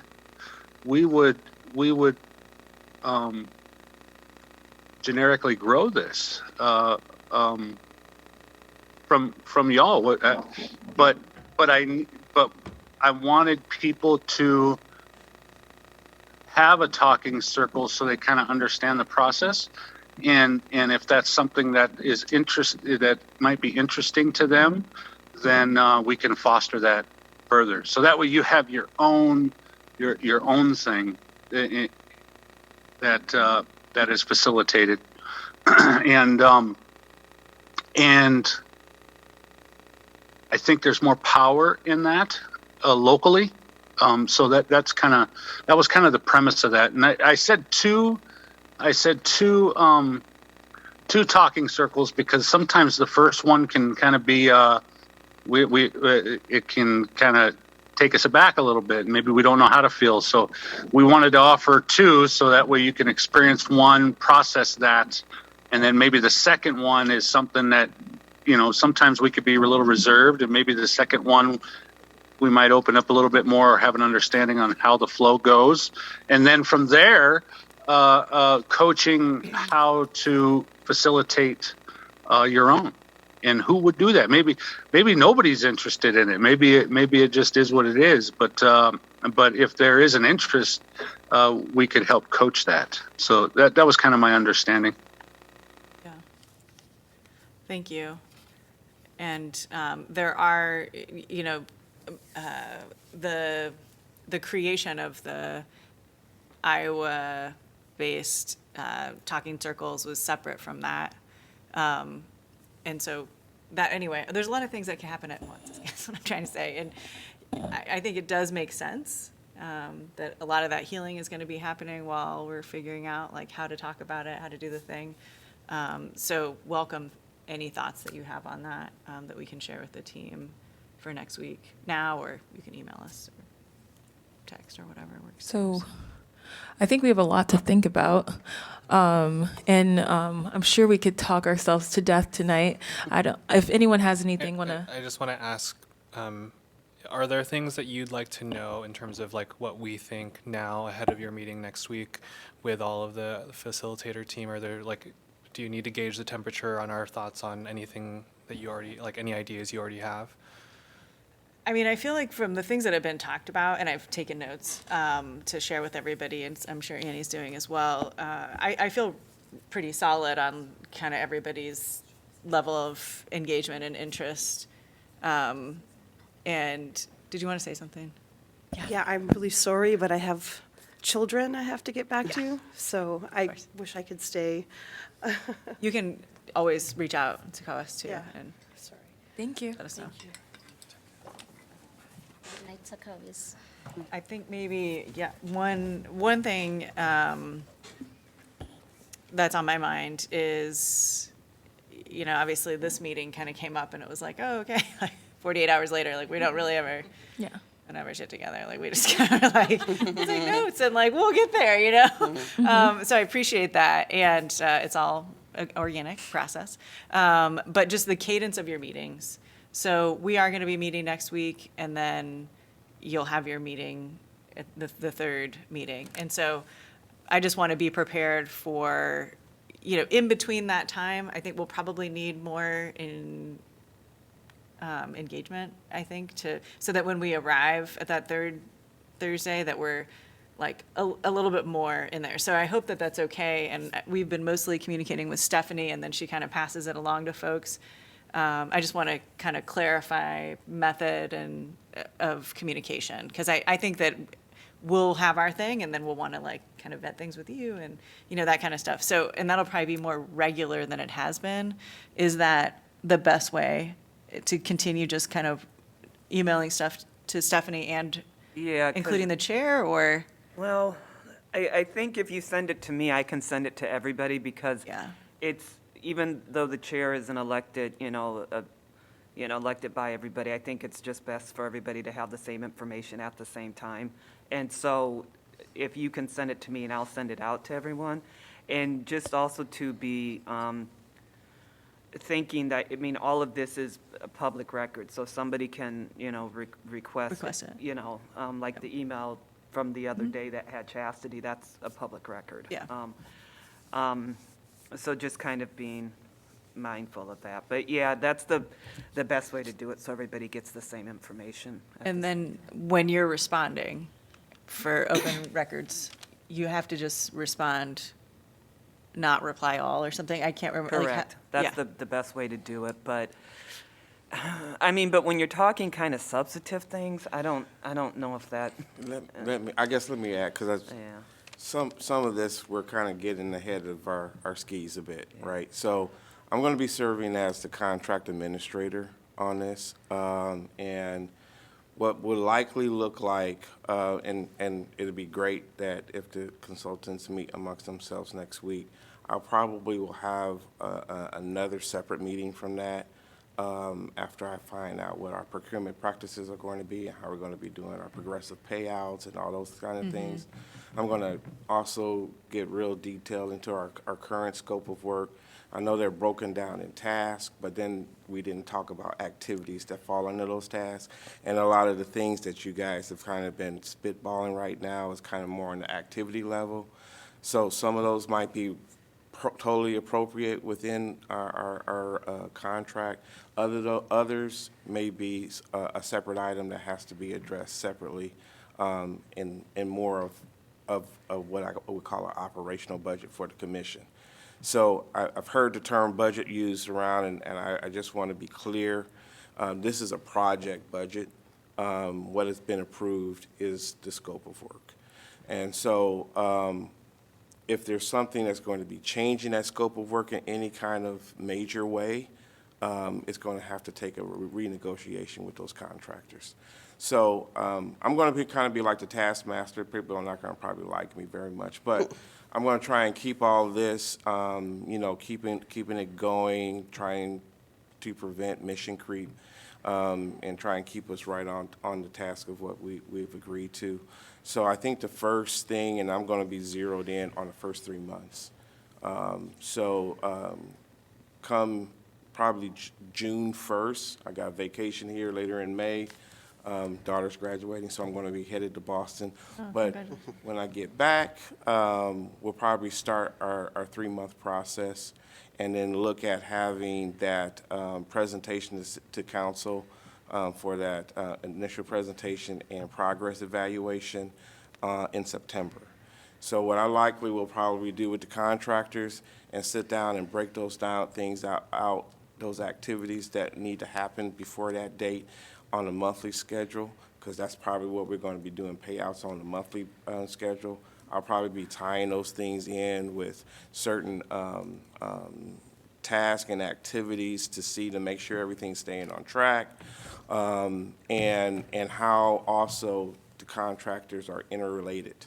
So I will try my best to make sure that one contractor is not holding up another contractor, which might be holding up the whole ball of wax, and then, maybe threaten our capstone, which is in September for council, because that's really where council's going to decide this is going well and we should keep on moving forward, or this is not going so well and we might need to reevaluate. So that's a really big date that we'll keep that in the forefront. That's our end right now.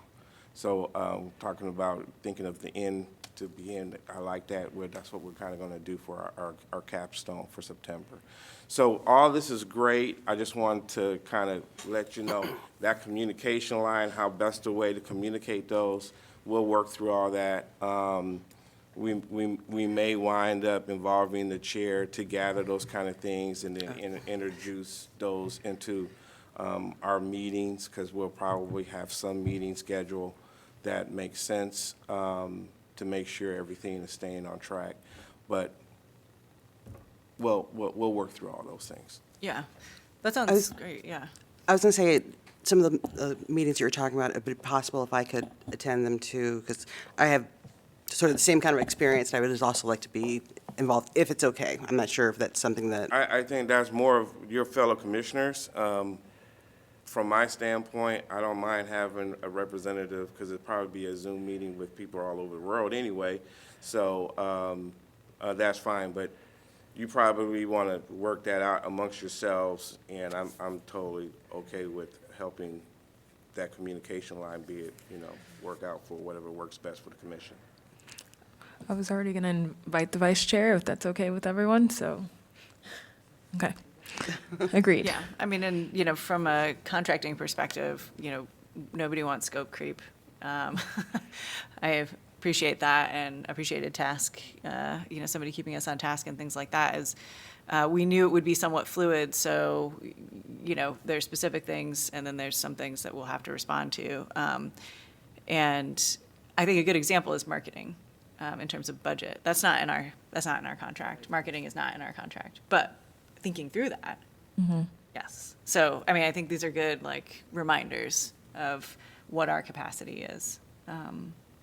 We weren't going to be paying for billboards, I guess, is a good way to. And when you're talking about kind of this marketing, I get the excitement and wanting to hit the ground running, but as a part of the process, I think you have to also think about how you're going to market yourself in a way that the public understands, one, what you are, what you do, what service you offer, and what you don't do. Because people have emailed the group, given names, and probably didn't realize that's a public record, right? So, and I think some people are looking for more of a adjudication process, and that's not what you can do. And so I just think that we can do brochures, we can do, the things you mentioned, like business cards, all that. But it's just, you have to think about how you are marketing yourself to the community so that it's clear to the community what you do. Because I imagine, Truth and Reconciliation Commission, that lots of folks, it's going to be the first time they've heard of that. And then when they see discrimination, they're going to say, oh, I can file a complaint with them, and they're going to investigate it, and then they're going to go after my employer. And that's not quite what you do. So just in going big, just being conscious of the fact that a lot of people are going to,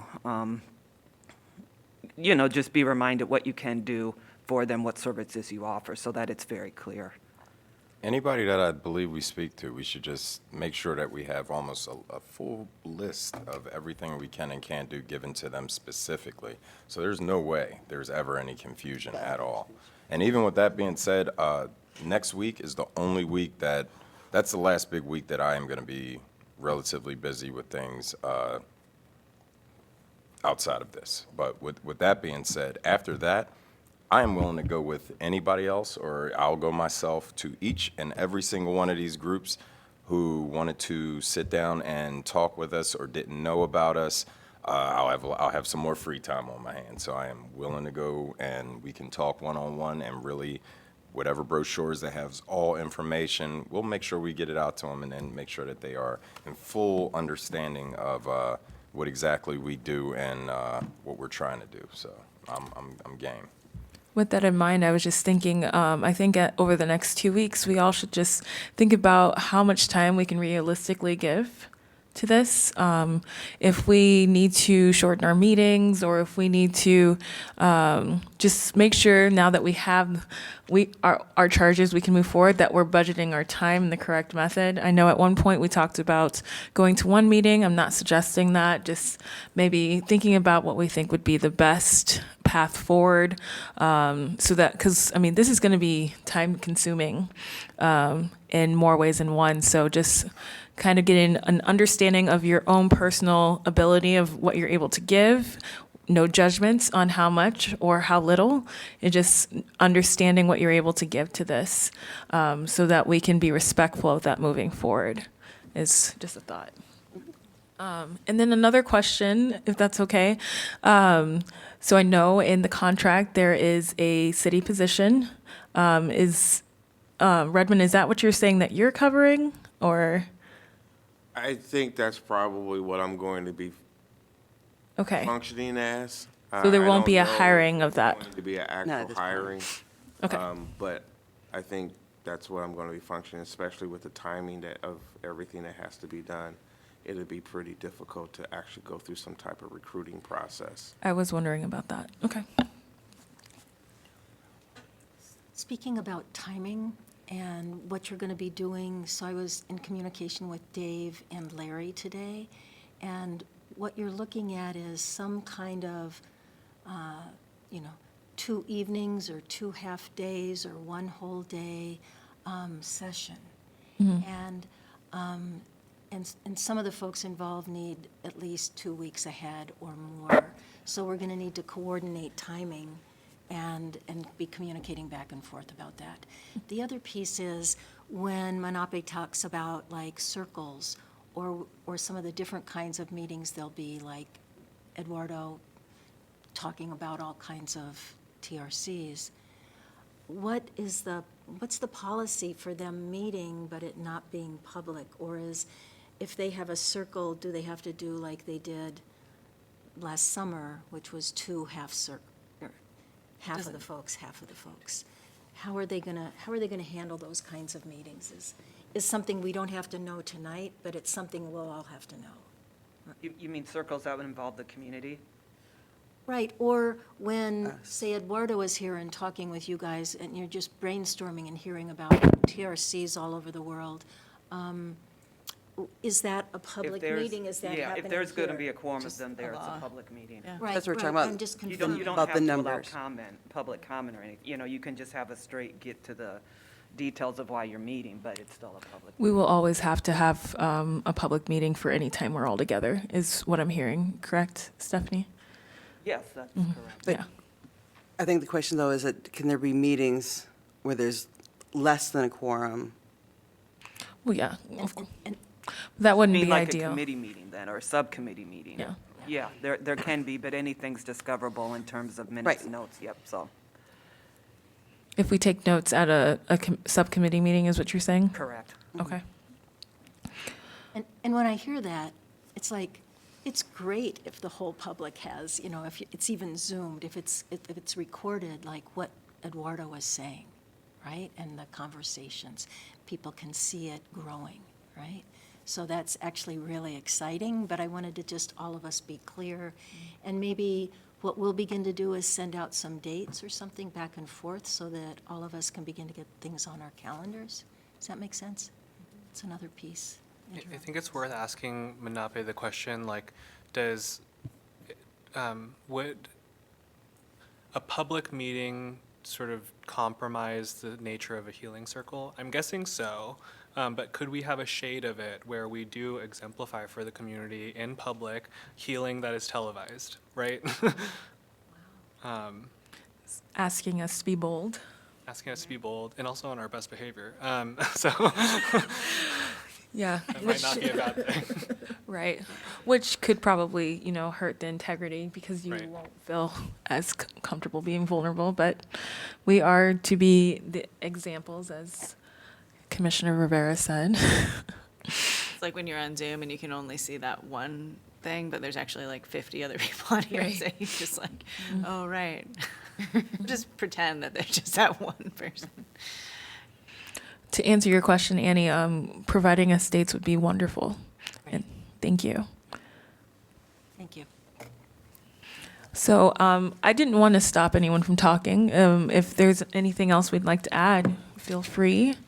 But it seems like we've been, thinking and dreaming a little bit, and maybe we need to just kind of go back in our own selves over the next week. So if you have any other ideas, let's communicate with our facilitators, and then we'll come back in 2 weeks.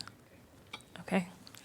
Thank you. There's no one here in person, but is there anyone online that would like to comment on our discussion for this agenda item? Please raise your hand. If not, we'll go ahead and move on to number 7, which is following up on communications with the Iowa City Community School District. We'll go ahead and dive right into discussion. I'm going to go to Marie and see if she has anything to update us with. Don't have any updates. Okay. And Laura Gray probably thinks I fell off the face of the planet. Been really busy, so I apologize. No I worries. will reach out. There was actually a diversity and equity inclusion meeting last night, but I forgot because I was busy. So. Thank you, Marie. And also, I wanted to say thank you to V and Annie for, staying with us in the room. And I think everyone else online left us. Can I just say one more thing? And I didn't get a chance to say this because I think I was caught off guard, but Kevo, I want to thank you for being on this commission. It's really meant so much to me to have representation. And of course, there's been others that have come before. But you always want to see those that look like you. And I thank you for your bravery and your courage. And you have brought so much to this commission.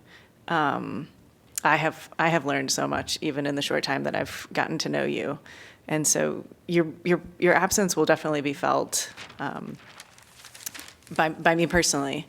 And I wish you well on everything that you do. I have no doubt it will be incredible.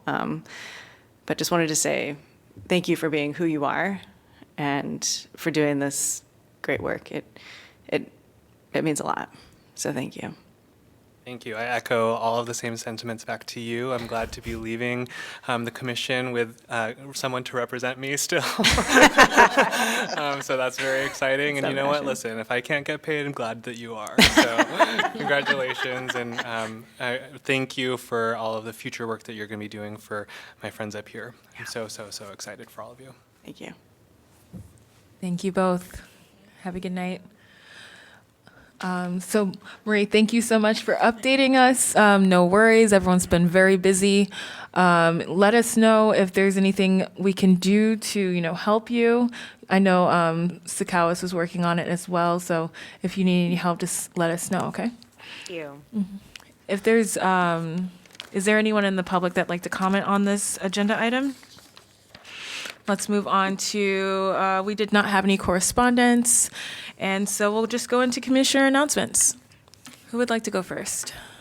I'll go first. This is Commissioner Johnson. I just wanted to say thank you to our city council who believed in us enough to get the job done. I really appreciate that opportunity, and I have full trust in our commission that we will not just get it done, but do it to the best of our ability. Everybody on here is dedicated. Everybody on here has the right heart and mind and have been pushing forward, and we're not going to stop now. And I just would like to thank those who stepped up and believed in us and gave us the opportunity rather than kick the ball down the field again, only to possibly lose everything. It really means a lot, and I hope that for those who might have had doubt, I look forward to making sure that they see that we had the right mindset in mind the entire time to get things done. So only other thing I have is right now, one of the reasons why I'm going to be going next week is next week is the nationals for what I do. I do boxing, and our own local champion has now won the state champion. Dottie Mansari has won the state championship. He's won the Golden Gloves, and now he's going to represent Iowa and Iowa City itself in the nationals in Philadelphia, which is going to be pretty awesome, especially when he comes back with a win. It'll put Iowa City on the map on a whole different level when it comes down to the boxing community, amateur, and that's a beautiful thing for us and just shows our strength and what we're capable of in multiple different facets. So as soon as we get back to work, period. We were going to go out there and do this, but then we're also community-oriented and look forward to pushing forward with making our community a better place. So that's the only other announcement I have. And also just, once again, going to miss you guys and thank you for being on our board, period. It's just what it is. And I mean, I don't talk very much about a lot of things, but like I said, you're an inspiration. And thank you again. So thank you. Okay. I have one announcement, and this is basically kind of, the whole transparency, but since at the city council meeting, they announced how there was going to be a vacancy on the Community Police Review Board, and there was the email that came today, so I checked in with, I can't remember her name was, that was on the email about the board, but I checked to see whether if I would be eligible, based off one, being on this board, and I didn't think working for the county was going to be an issue, but I just wanted to make sure before I submitted an application. And she did get back to me to say that she verified that I would be eligible. So I am going to be submitting an application to serve. And no guarantee I would get on it, but it's something I just want to let you know that I'm doing. I'm going to send out a flyer for our picnic on Saturday.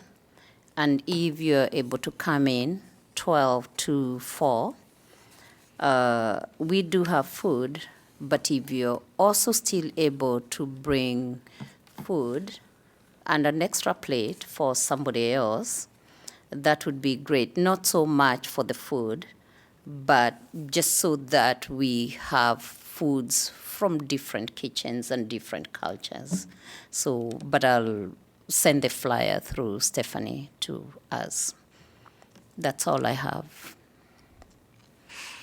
I want to say, I want to give Kevo another thanks. I want to thank you so much for being a sounding board so many months ago, and just, being someone I could trust and collaborate with and just brainstorm and keep the hope alive on being in this commission. I truly appreciate you. And I just, from the very beginning, I appreciate your drive and commitment and desire to see change in this community. So I'm going to miss you on this commission, and just thank you so much. My announcement is that my phone number is still the same, so reach out if you. I love giving my opinion on things, so whatever. And my last announcement is just a reminder that May is Asian American Pacific Islander Heritage Month. Lots of Asians in our community to celebrate, and I've truly been so honored to not be a Black person on this commission and to partner with so many Black people and Native people to prioritize the mission. And make no mistake, the TRC was founded out of the Black Lives Matter sort of movement in 2020 and all of the protests that were going on. And I think that our communities benefit so much from us serving one another. So don't forget the Asians and American Pacific Islanders and invite them to be part of this process with you, please. Thank you. I want to announce Asian Fest in Coralville on, I believe, May 13th. You just reminded me of that. My friend and City Council member Hai Wen is putting that together, and I think it's going to be a great time. I believe it's 12 to 4, but please go online and double check that. If there's no other announcements, I'm going to move for a motion to adjourn. I move. I second. All right, let's get out of here.